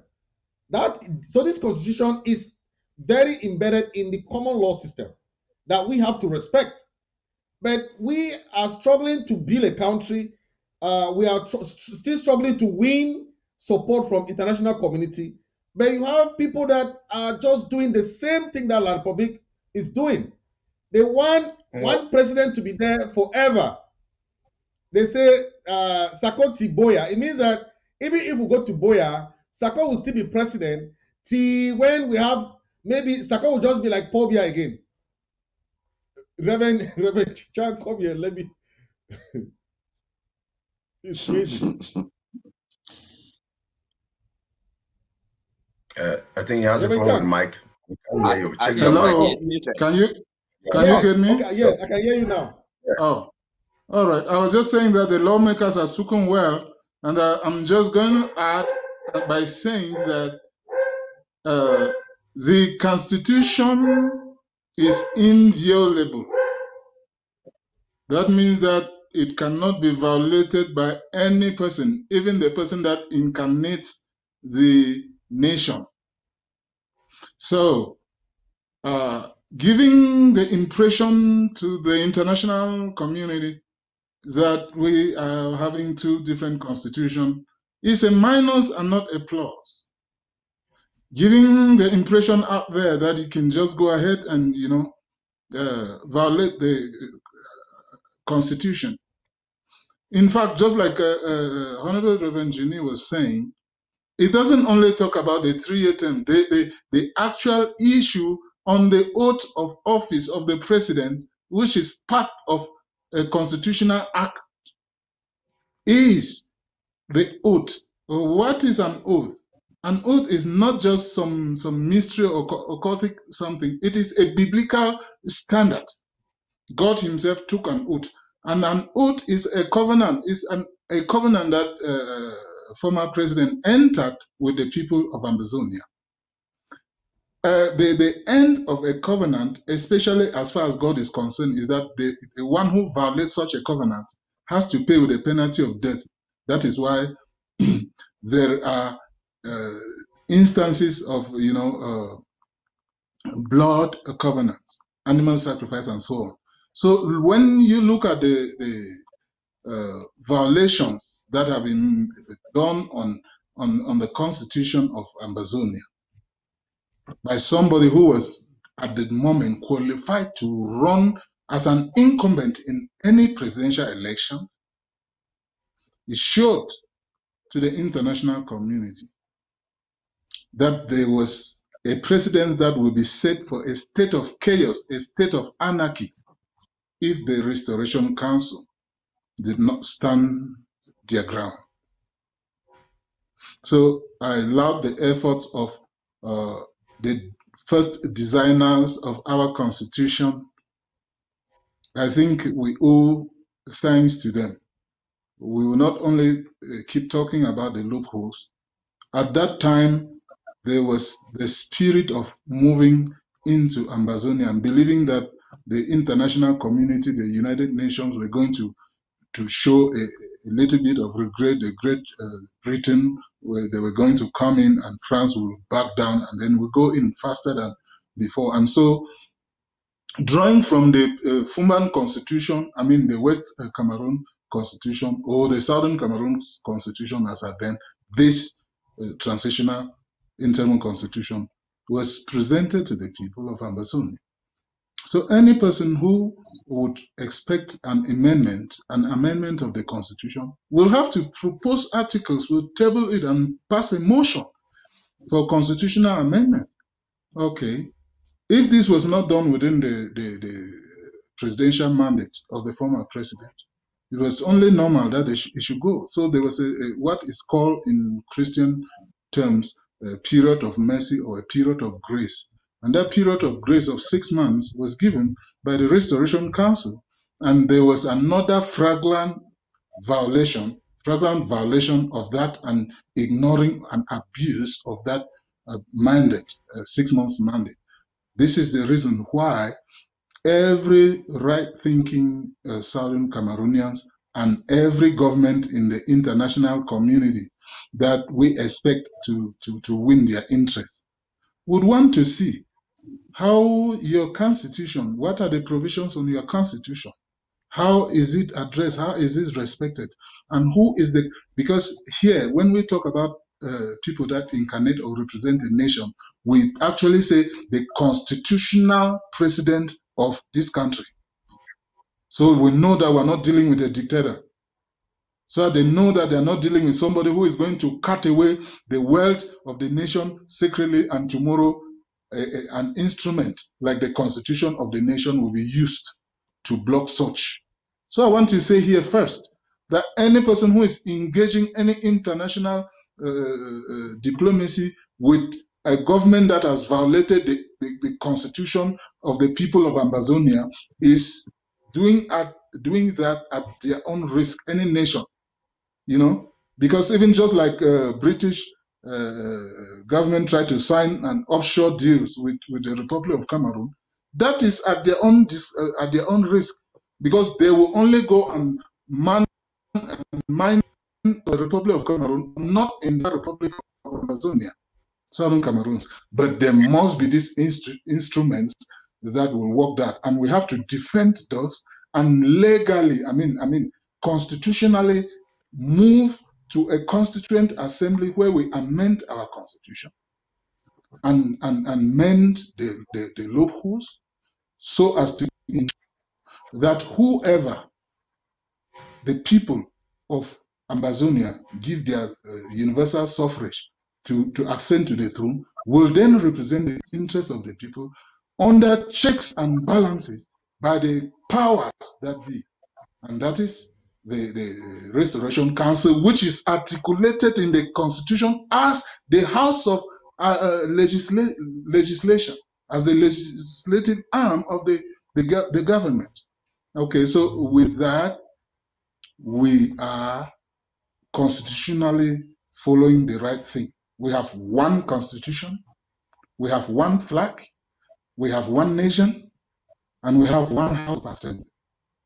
If you want to put it by this thing as a parliament and a senate, it is going to be articulated in the constitution, but we have one law-making body in this nation. And so any meeting that is unconstitutionally called, whether in Germany or in Washington, D.C., in America, or in Ambazonia itself, will be held to obey the constitution, and will be calling on all of them, all the participants of the ASCC, to come to a constituent assembly where we will talk the issues of our nation, and not continue to see a dictator go into the Restoration Council and remove. When he first mentioned the word, go and recall your members from the Restoration Council. I said, do people understand what this person has just said? Do people understand what he has just? I believe that some of the members as I then did not understand. That is why it had to take another insistence for the LGS to go now and recall their members at the Restoration Council. And one of the LGAs refused to recall their members, saying that the president has got no such right to ask people to recall their members from parliament. Why is that particular constituency now dancing at the utterance of the same individual today? Then to wrap up here. All right, over to you, sir. Chairman Fritz, let me just add something there.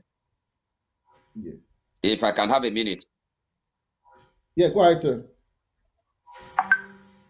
Yes. You see, there is one thing that I keep on hearing, that, oh, we are in a revolution. We're not prepared for this. We learn as we go. Yes, why that one is true. I don't even want to be hearing most of those things when you have been advised and you don't do it. If you do not know something, that will be correct, that we are learning. But where people have told you and you refuse to listen, don't even go and say that, oh, we're in a revolution. Nobody knew that it was coming. We're learning as we're going. And that is the main thing that has happened in this revolution. You see, when former President Sako knew that he was going to play this game, according to him, as Reverend Ginny said, he himself said that when you have an accident with somebody, just leave it, don't say anything, the police will come, and that is when you will say something because the law is on your side. That is one of the things that threw me off when I really analyzed that. And I knew that anybody who has taken introductory business law will know that that was a contract we made with the people of Amazonia before God and in the presence of the international community. But because he did not want to leave power, he did not want to say anything. Meaning that he knew that he was going to bring a coup. He was going to bring a coup. And for that reason, he started planning from that day when he was sworn in. That's exactly what it is. What is happening now, he started planning it more than 2 years ago, because his mandate ended November 2021. So he planned the coup.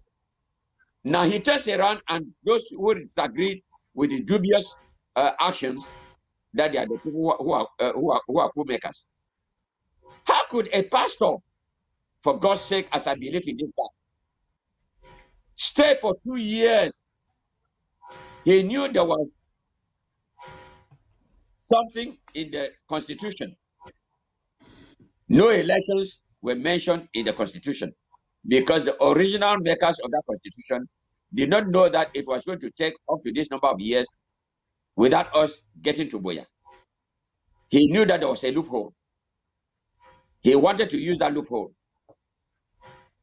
Just like Trump was using the loophole of the tax loophole, and make sure that he did not pay taxes in the United States. So he knew that there was a loophole, but he forgot that there was no election in the Constitution, but he had been elected twice in the Restoration Council, by the Restoration Council. First as an acting president when Siseko was in jail, or when he was nowhere to be found, and when Siseko made that dubious mistake by trying to remove him and the cabinet. And in addition, he went and made his own government. That is when the Restoration Council now went and elected him again for him to become a president. If Siseko had not done that mistake, I would not even say mistake. It was a dubious, it was an act that he knew. He should be smart for him to know that forming your own government is against the Constitution. And I advised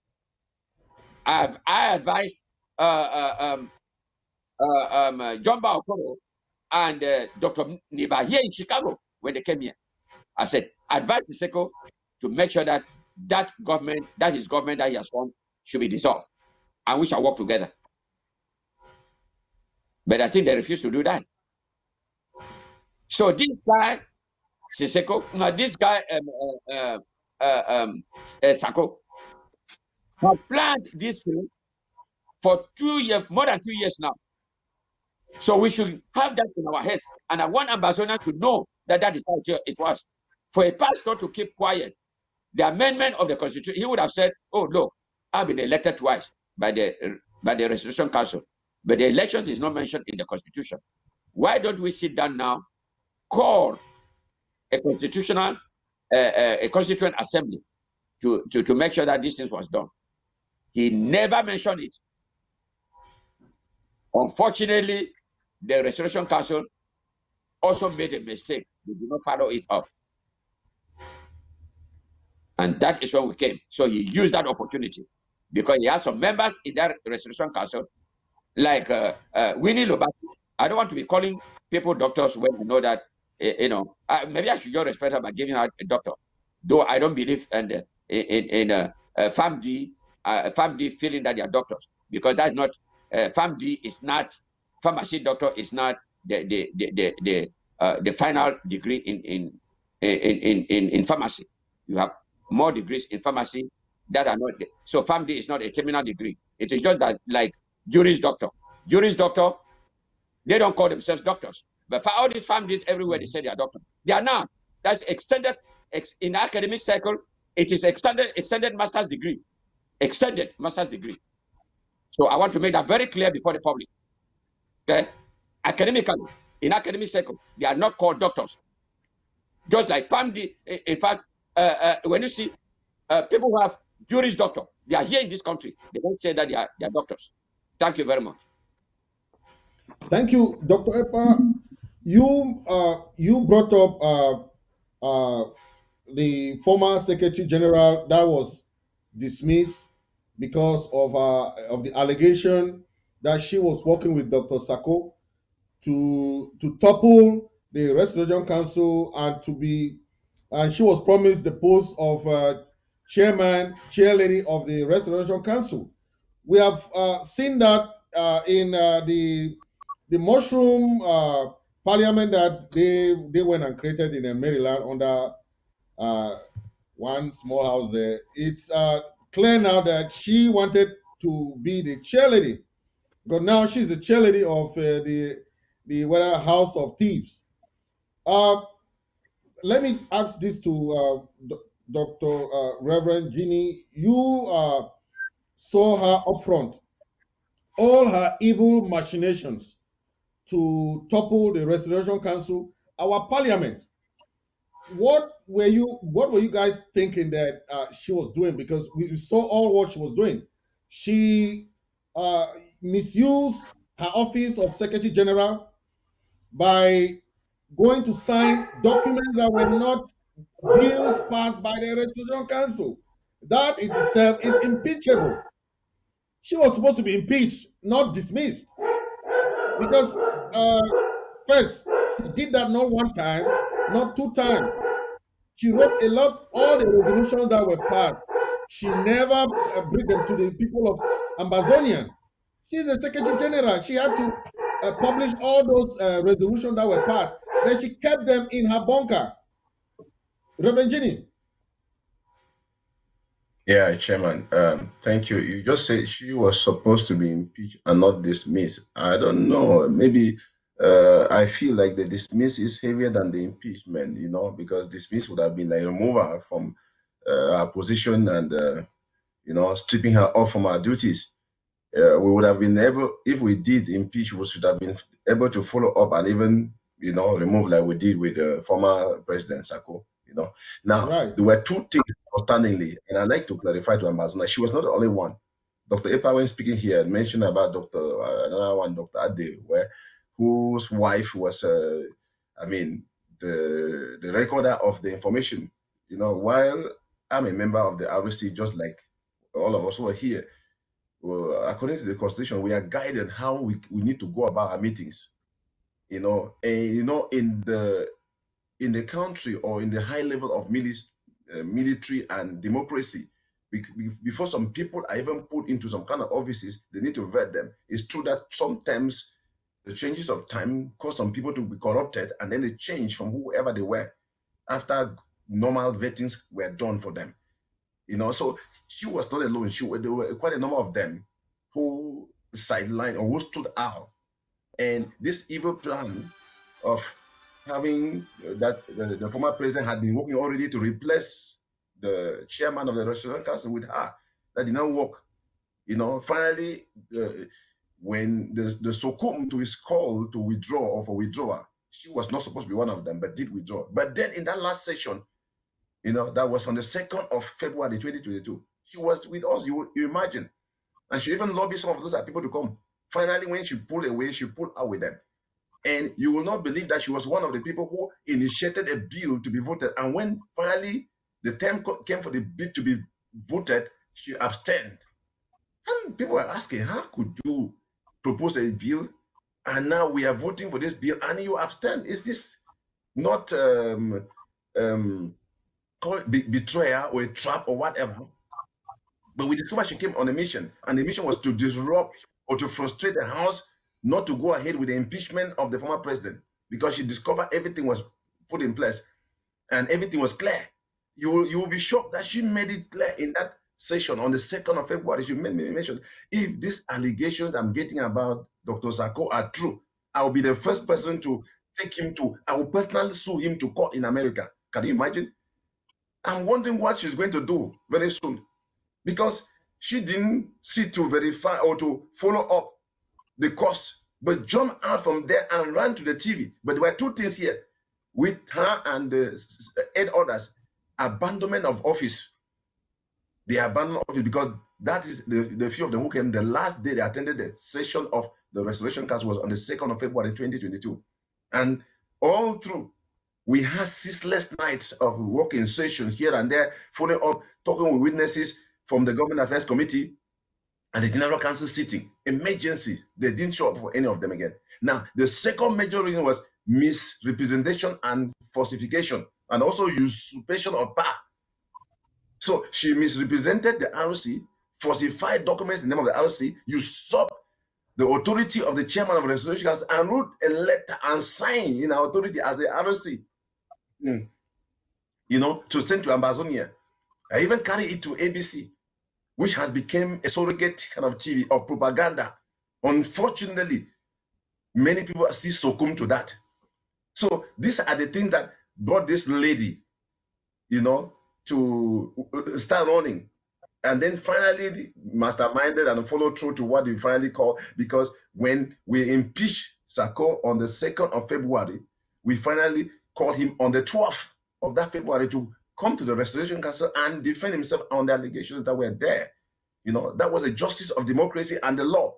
He never showed up. And on the 13th, we had to issue a letter of removal from office. And inclusive in that letter, we had to ban every activities of him or of his cabinet, because there was no leadership anymore for the cabinet. That's it. And when you follow through that letter, you discover that what they call the All Southern Cameroon's Stakeholders Conference that was supposed to come up on the 10th to the 13th in Washington, we banned it because he was not capable to do that anymore. The cabinet was not capable to do that anymore. And everyone that followed through to know what was happening there, you discover that it was where 2 or 3 are gathered. I don't know whether it's one of his churches that he recovered. In this audio, he said in Brazil that he gave out all his churches to people. He had so many churches. We don't know where they were, whether in America or in UK or where. And even handed over his Bible school. Now, but there you see 2 or 3 who gathered in the name of All Southern Cameroon's Stakeholders Conference. How could that be true? What a deception, what an abuse, what an insult to the people of Southern Cameroons. Now, some people were right, and we can affirm them who say, it was not All Southern Cameroon's Stakeholders Conference. It was All Sako Surrogate Conference or Congregation. And that is true. It was not just smart reasoning, but objectivity in place and in time. Now, and it was all evident. You see, Winnie Logbati, at the end of the day, she came up where they had tried to walk here and there, walk now, they finally sidelined themselves and then came up. And some people, Ambazonians, are even saying, we have 2 IGs now. We don't have 2 IG. Some even say we have an Old Testament and New Testament. It would have sounded like reasonable, but if you were to be, then you are seeing the Old Testament, then you are outdated, you are left behind. You may not see the promised land. That is true. We don't only have the Old Testament, New Testament. We have the real IG, and we have the fake IG with a fake man in every capacity, and everything in it is fake. And this is why we had to dismiss this. We thought we had deliberated over this issue, whether we are just going to impeach her or call her, do that. But everything she did, because she went to ABC on that 2nd. She left the Restoration Council and went to ABC. I'm sure she solicited. Even that day, we had said we needed airtime on ABC as the Restoration Council of the people of Ambazonia to be able to update the people continuously. She said, no, there's already a slot for the ROC. We say, okay, let us know when it is and when we can go there. She didn't let us know. And then said, well, we're going to follow up to have more time. And also when she jumped out there, she went there. Secondly, she went. Thirdly, she went. Before we discover, here she is now in the hands of the representatives of the criminals of the people's struggle or thieves. May the Lord help us, Amazonia. Reverend, thank you. I want to clarify that point you said. I said impeach because when you are being impeached, you follow a trial. They were being dismissed. You don't follow any trial. So impeachment is good because you'll be banned from holding any position of that nature in the future. That was what we expected because this lady is very, we believe in Boya. We believe in Boya as our destination. We believe in self-defense. We believe in democracy, diplomacy. We believe in a kind of country that we are trying to build, a society that is just, ideal Ambazonian society. That's what we believe in. And anyone that is trying to go against that is just going to be one of those people who are not just indispensable. We can hold everybody into account. No one is above the law in Ambazonia. So I want to bring in Reverend Chang. Reverend Chang, you have seen many countries, their parliaments, they have different representatives. Where have you seen a president dissolve a parliament? I mean, this is even Biya has not tried to do this. Where have you seen where a president want to dissolve a parliament or trying to withdraw people from the parliament just because they did not have his way? Reverend Chan.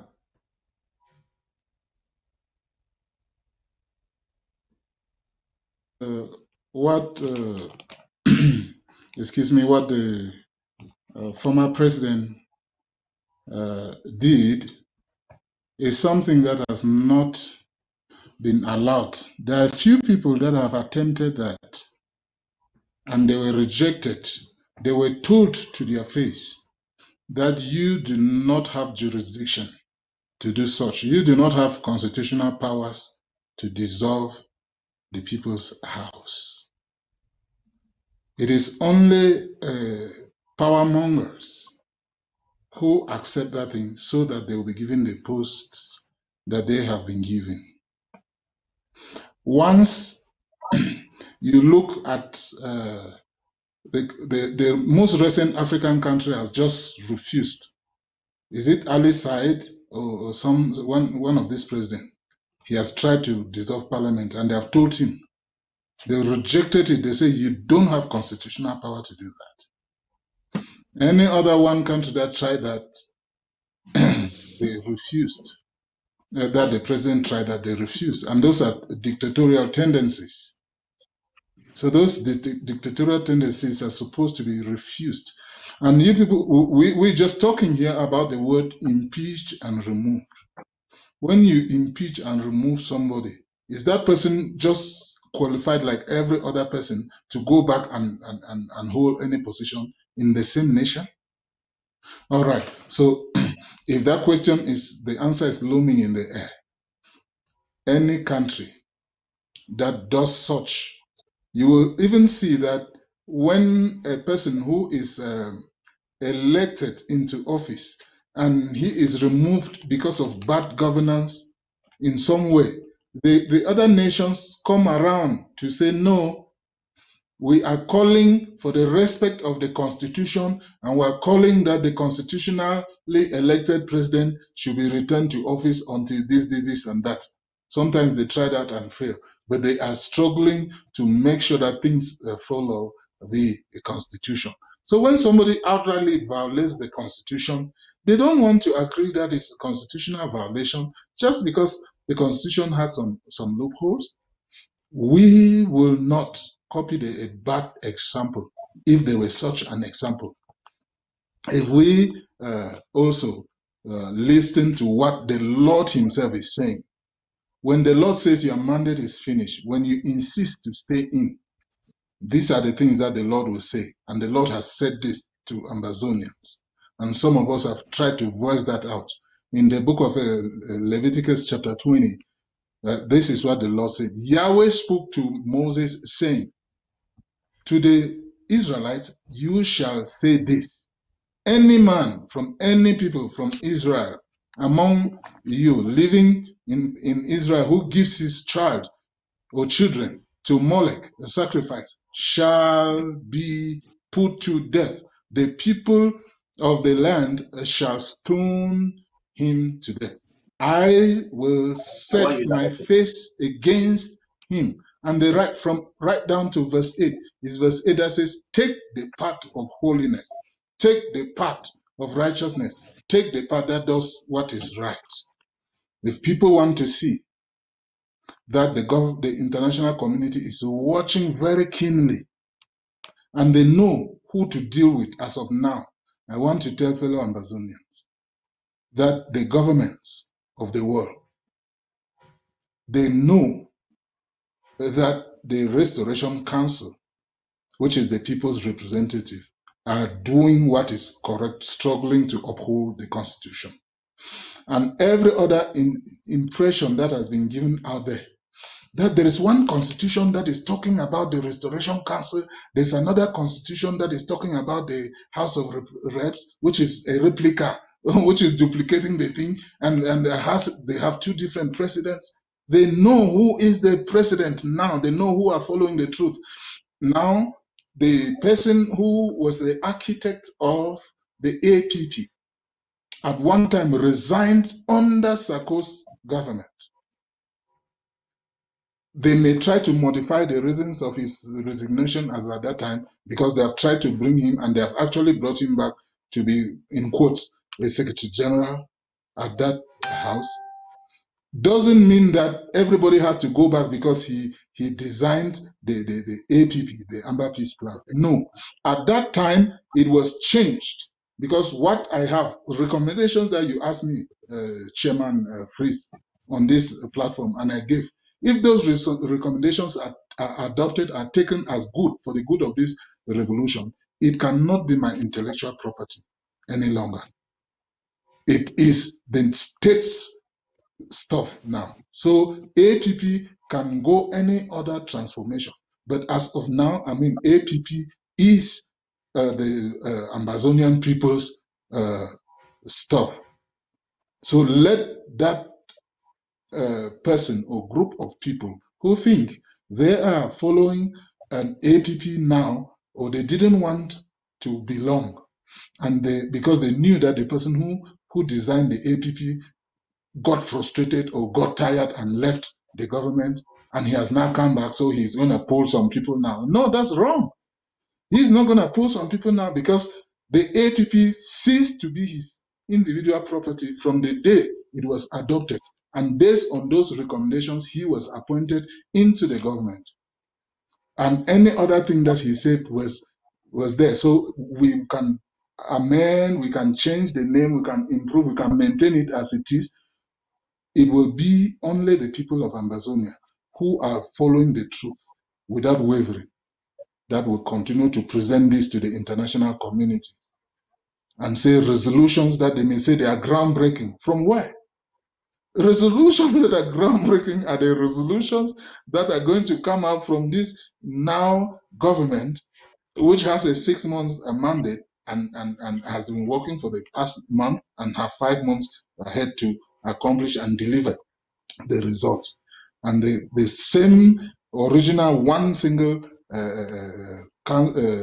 House of Assembly, National Assembly will move ahead to put in place any other person, and they will take the same vows that the former president took.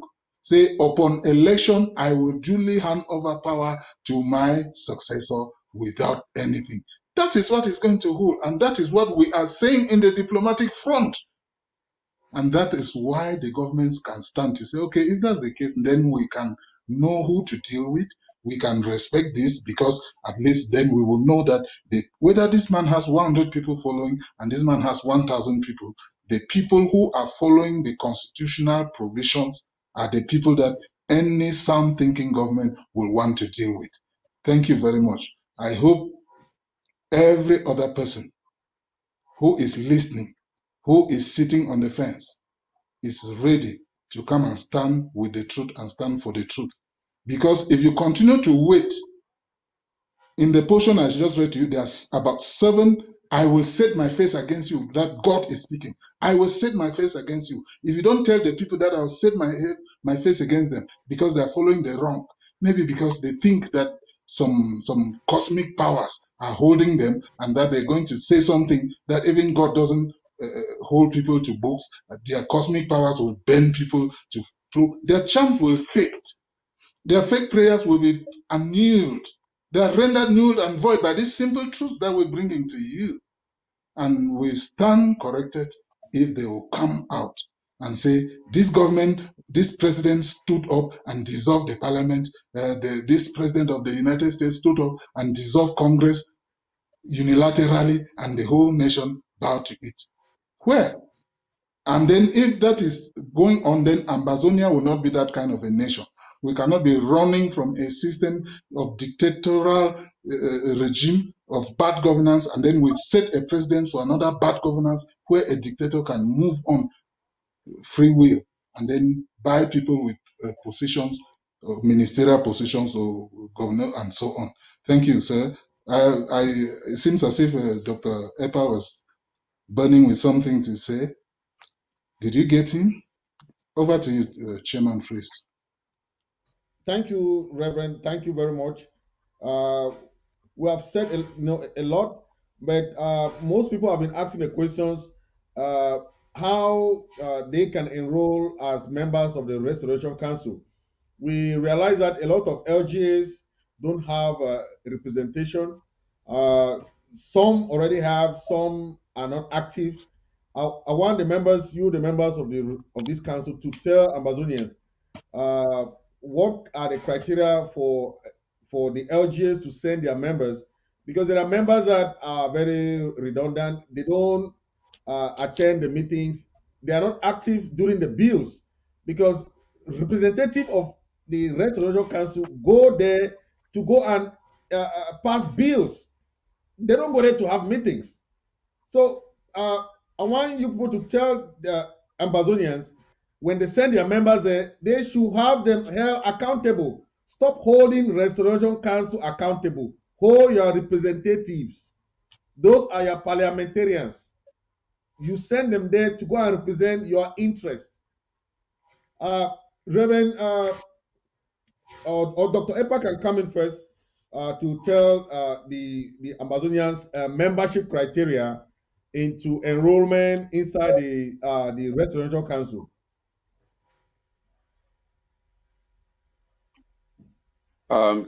Thank you very much, Chairman Fritz.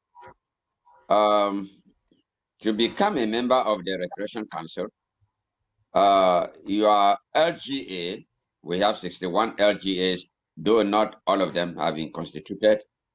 The LGA, you have to be elected from your LGA, and then you are sent to the Restoration Council. When you come, before you come, we send you some papers that you are going to complete, especially oath, taking oath of allegiance, making sure you are one who is very objective, and you are going to not only be there for your LGA, but knowing that any decision that you take is going to affect the whole Amazonian.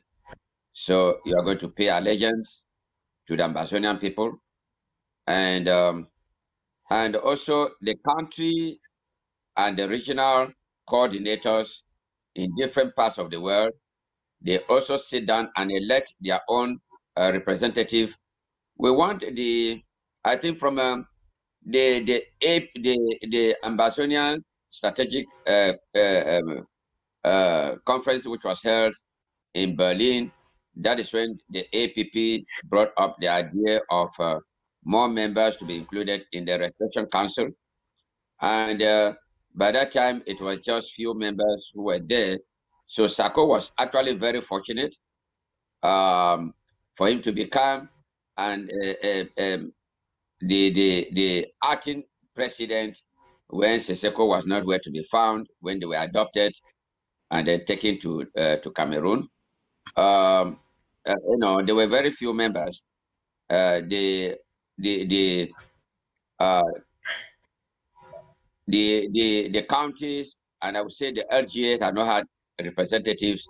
They were basically those who came from the regions, and the other ones who came from the chairman committee representing the groups. And now different members are coming in, but the majority must come from the LGAs. And what I want to advise is that you, the LGAs, don't go and get someone who is a hand clapper and send to the Restoration Council. That is why Sako was able to get most of those hand clappers. Fortunately, for us, there are very few, maybe just about 9 at most. And we were already about 30 about 32 or so in the house. And when you take about 9, that is nothing. That is nothing. And more members are coming in. And I like the voices of people like Honorable Sama Thomas. Let him come and meet a person like me. Let's discuss, and then move Ambassador forward. Don't get hand clappers. Don't get those who come there and they are not serious. But get people who are ready to move things forward for the liberation of our country. I think if there's anything that I've forgotten, Reverend Ginny can come in here and help me. Thank you very much. No, but before I go, you did mention something. Why you were saying something before Reverend Inchan came? I wanted to respond to what you said regarding that Mrs. Lobati would have been impeached, and that impeachment means that the person cannot get positions again in the future. Even dismissal when you are dismissed from your job, you cannot lie. When you lie, that is something that people will find out. This is a public organization, and anything which is done here, people know it. So you have been dismissed means that you didn't do your job very well. In any organization, when you are dismissed, it means you are dismissed. It is better that you are laid off. When you are laid off, that will be different. But if you are dismissed, it is just like, it's even more than impeachment. Impeachment without removal, Sako would have still been there. But we impeached him and they removed him. Thank you very much. Thank you very much. Thank you, Dr. Epa. You are always objective. I like that. I want Reverend Ginny to give us a little bit brief about the process of membership. You tell us a little bit about what it takes. What kind of character? What kind of person are you looking? Because we have seen the character of the former Secretary General, and we don't want those kind of people to be our representative. We want to have people who have character, who are honest, people who are God-fearing, people who can really represent their people and bring them truth, people who can pass bills, make laws, go back to their people and inform them. Those are the kind of people we want in the RC. We want them to represent us. We want people who can be honest. We don't want people who go about to do what this woman of a lady is doing or did. Yeah, thank you, Chairman. I like the fact that you brought back that point, and I'm happy that Dr. Epa reiterated the points we made, because it's very clear. One of the documents which every incoming member of the RC needs to go through is what you call the terms of reference. And then another key document is House ethics rules and regulations. You know, you get to know about the house where you're going to. You know, it's a house of honorables, and you are not going to go dishonor that house because of your limitations or whatever. Now, so it was all clear. You know, there were abuses according to this house ethic rules and regulations and the terms of references about this lady that we could not do anything otherwise but to dismiss her, which was, I mean, really, it doesn't give any chances for any, I mean, for the future of for her in the future of governance in the nation. That is true. That is true democracy, and that's the standard of the kind of country we are trying to build as Ambazonians.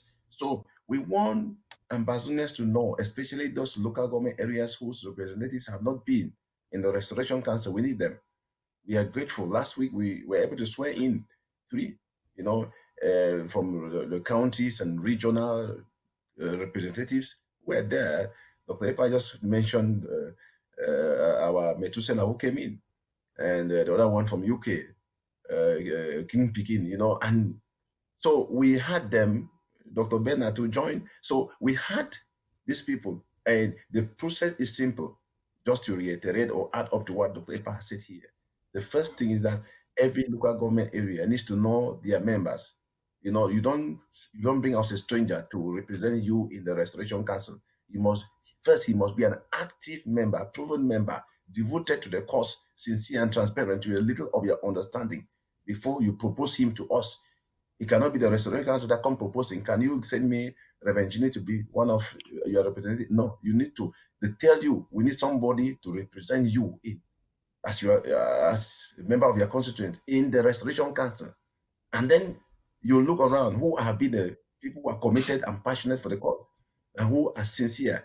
More than that, who are to an extent educated, who are able to reason objectively, who are able to, because in the Restoration Council, you know, bills are proposed and brought to the table. They are deliberated upon. Finally, when it is all accepted, we go to voting those bills.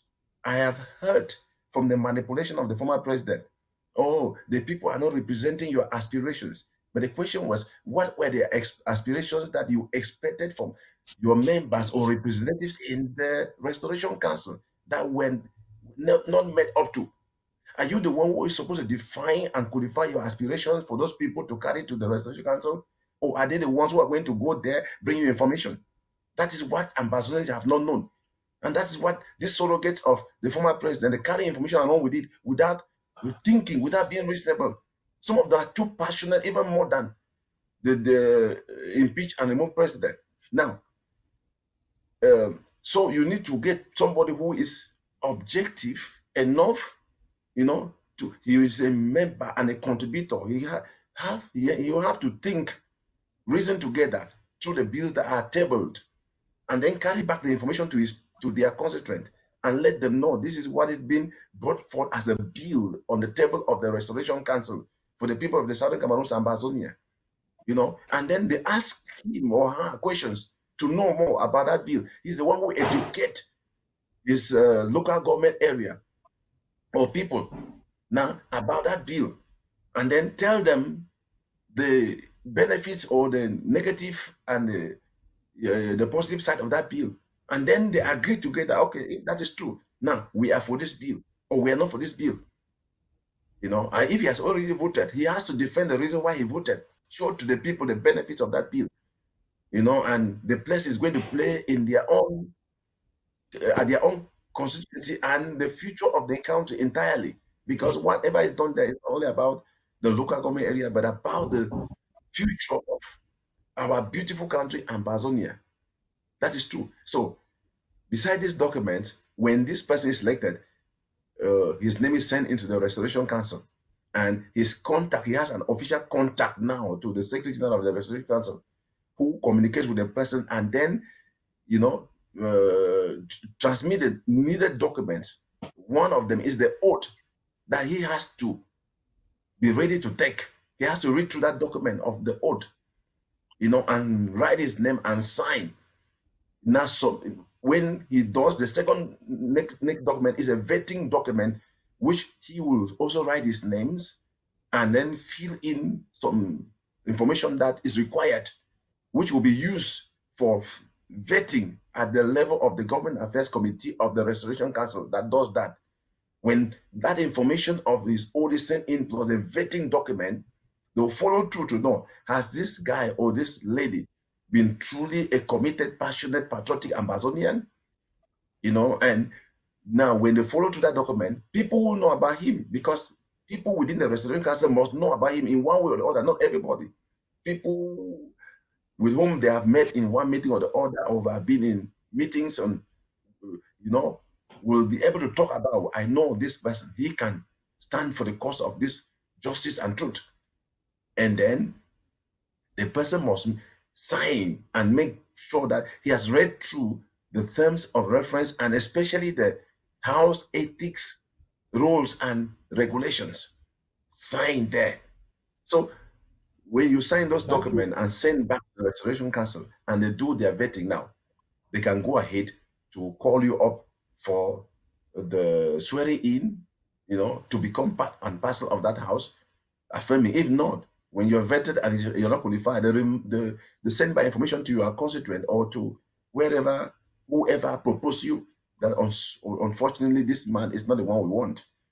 So, and in the Restoration Council, we like the LGS and our people to know that we need people who are experts in different fields of life. Even if he's an engineer, we want him there in the Restoration Council. If he's, from different fields of life, who have their different capabilities, we want them. With a whole house, have people from the diversities of the different backgrounds of life. It makes the beauty, and it qualifies to safeguard a whole nation, not from one perspective, but objectively. Thank you. Thank you. Chairman Fritz, let me just add something to what Reverend has said. Because of time, we'll be running up. So I just want you to give your closing remarks. Time has cut us short, so I just want you, I'll start with Dr. Epa to give your closing remark. Thank you, Chairman Fritz. This has been a very good show. Thank you, Ambazonians, for listening to us. Thank you, our AROFs. Thank you for our brothers and sisters who are there in prisons in La Republique and also in Ambazonia. Thank you, all those who are in refugee camps, for listening. Want you to stay strong. Don't give up hope. Hope is always alive. We are going to get there and get our country back. I just want to also advise one thing again for the LGAs, when you are nominating someone to come to the Restoration Council, and don't expect that person that because there are some LGAs where you have a few recalcitrant fellows, like what I've seen following Sako sheepishly, and they don't even go to ABS and listen. They have been told not to go to ABS. They have been told not to listen to audios or videos that come from any other area, only that which is sent by Sako's camp, which is a very regrettable situation indeed. And it makes some of them not even know the different perspectives, and some feel that a few of them might lead you, who is a member of the Restoration Council, to only vote pending a few of them their own way of thinking. But you have the member of the Restoration Council or the Parliament must be very objective. Make sure that you do not take side. Make sure that what you are saying comes from your heart, because God is within you. And also remember that you are not in a forum of an LGA. You might have just maybe about 30 people. It is not those 30 people you are saving. You are saving the whole local government area. You have civil society. Many people in the local government area are speaking to you. The restoration forces are speaking to you. Those are all members of the LGA. So you should have someone who has that perspective of the whole local government area. And when a few members, maybe 4 or 5, who are in the forum, start turning their heads up and down, like what I have in Guti, have people like Dr. Ikiko and a few others making some noise, I look at them and laugh because they don't even know what they are doing. They don't know that we have people who are on ground zero in Guti who are supporting this struggle, but they don't say anything. But they call people like me. They don't know that. So I am not going to follow a few people. When I know that something is wrong, it's wrong. That's it. I don't care whether you are my mother, my father. I will tell you that it's not going to work. So I want to thank all of you. Our new president, will be asking us again for the ARO fee so that we can make Ground Zero start being hot again. And I will call for your cooperation for a lot of us, put our hands deep in our pockets and make sure that we contribute. Let's contribute and drive out all these La Republic terrorists in our land. Because the way I see it, who does not know in the world that independence is better than being a slave? I don't care whether you are there in La Republic and they have given you a job that you are earning $1 million every month. $1 million every month. I don't care about that. You are not feeding for Nguti local government area. You are not feeding everybody in Nguti local government area. You don't. It is only for your family and yourself. That's it. What of the rest? You can go and say that you are building something for the market. You are building a hospital for them. That is still nonsense. Thank you, Dr. Epa. Because of time, we'll be running up. I just want to thank all the viewers, all the televiewers watching from across Africa, from across Amazonia, from across America. Thank you for watching. I just want to say you people are our own cherished people. We are fighting for you guys.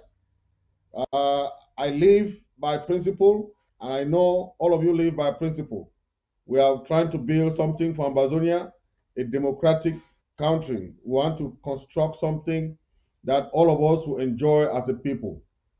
We want a country that everybody will be accountable, everybody will contribute and make this country a strong nation. Don't forget, we are fighting a war. We're fighting a war of existence, a war that it was declared on our people.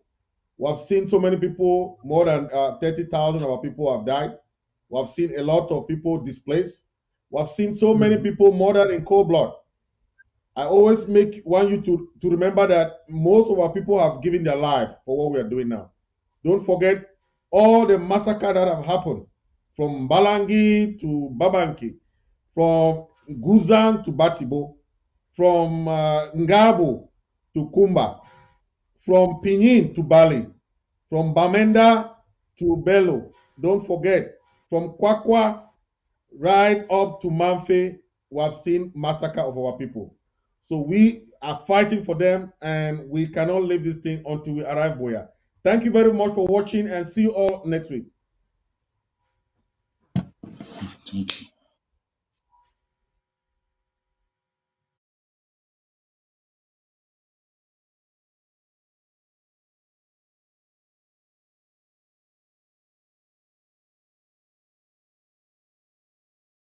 See the day, you better believe it. I'll be there. This is my home, and I'm home to stay.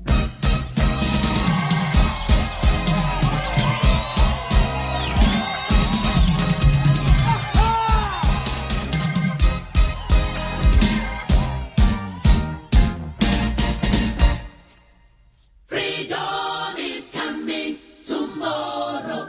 Get ready, mama, prepare for your freedom. Freedom is coming tomorrow. Get ready, mama, prepare for your freedom.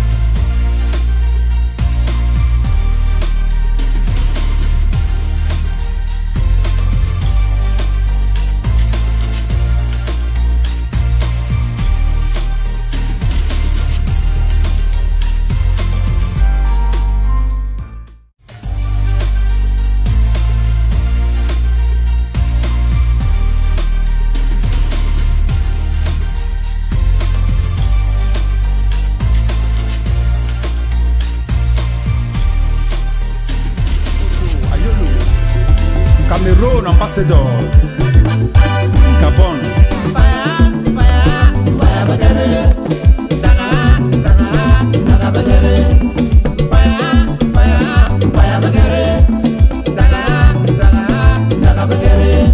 Monsieur Bernard Aperano, Lord Mayor, Port-Gentil, Gabon. God bless you.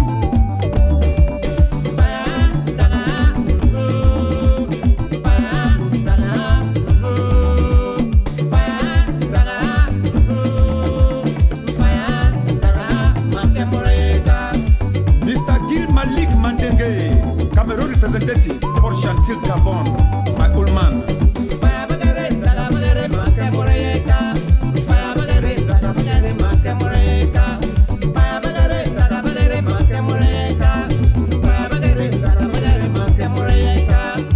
Mr. Richard Atemago, Project HSE, Manager, Total Gabon.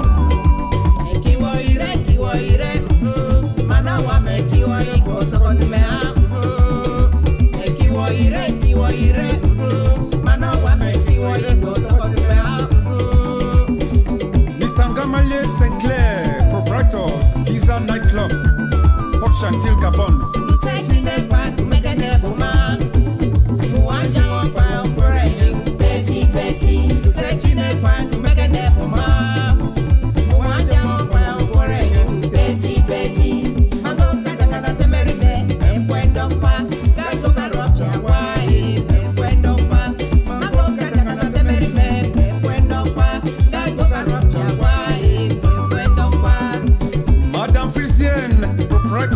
La Vallée Tungtem, Port-Gentil, Gabon.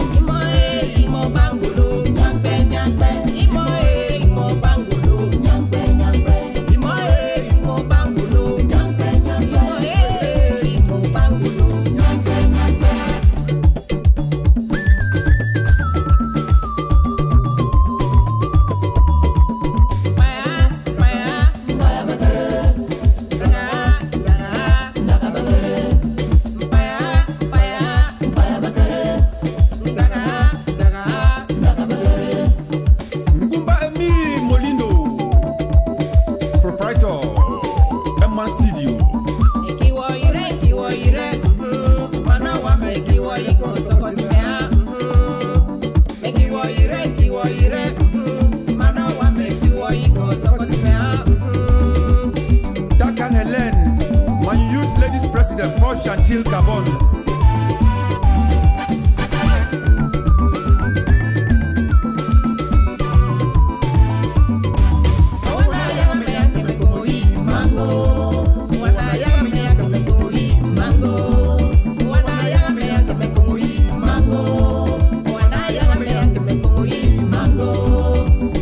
Mr. Ekori Kenko, Cameroon Regional Head, Southwest, Port-Gentil, Gabon. Thank you.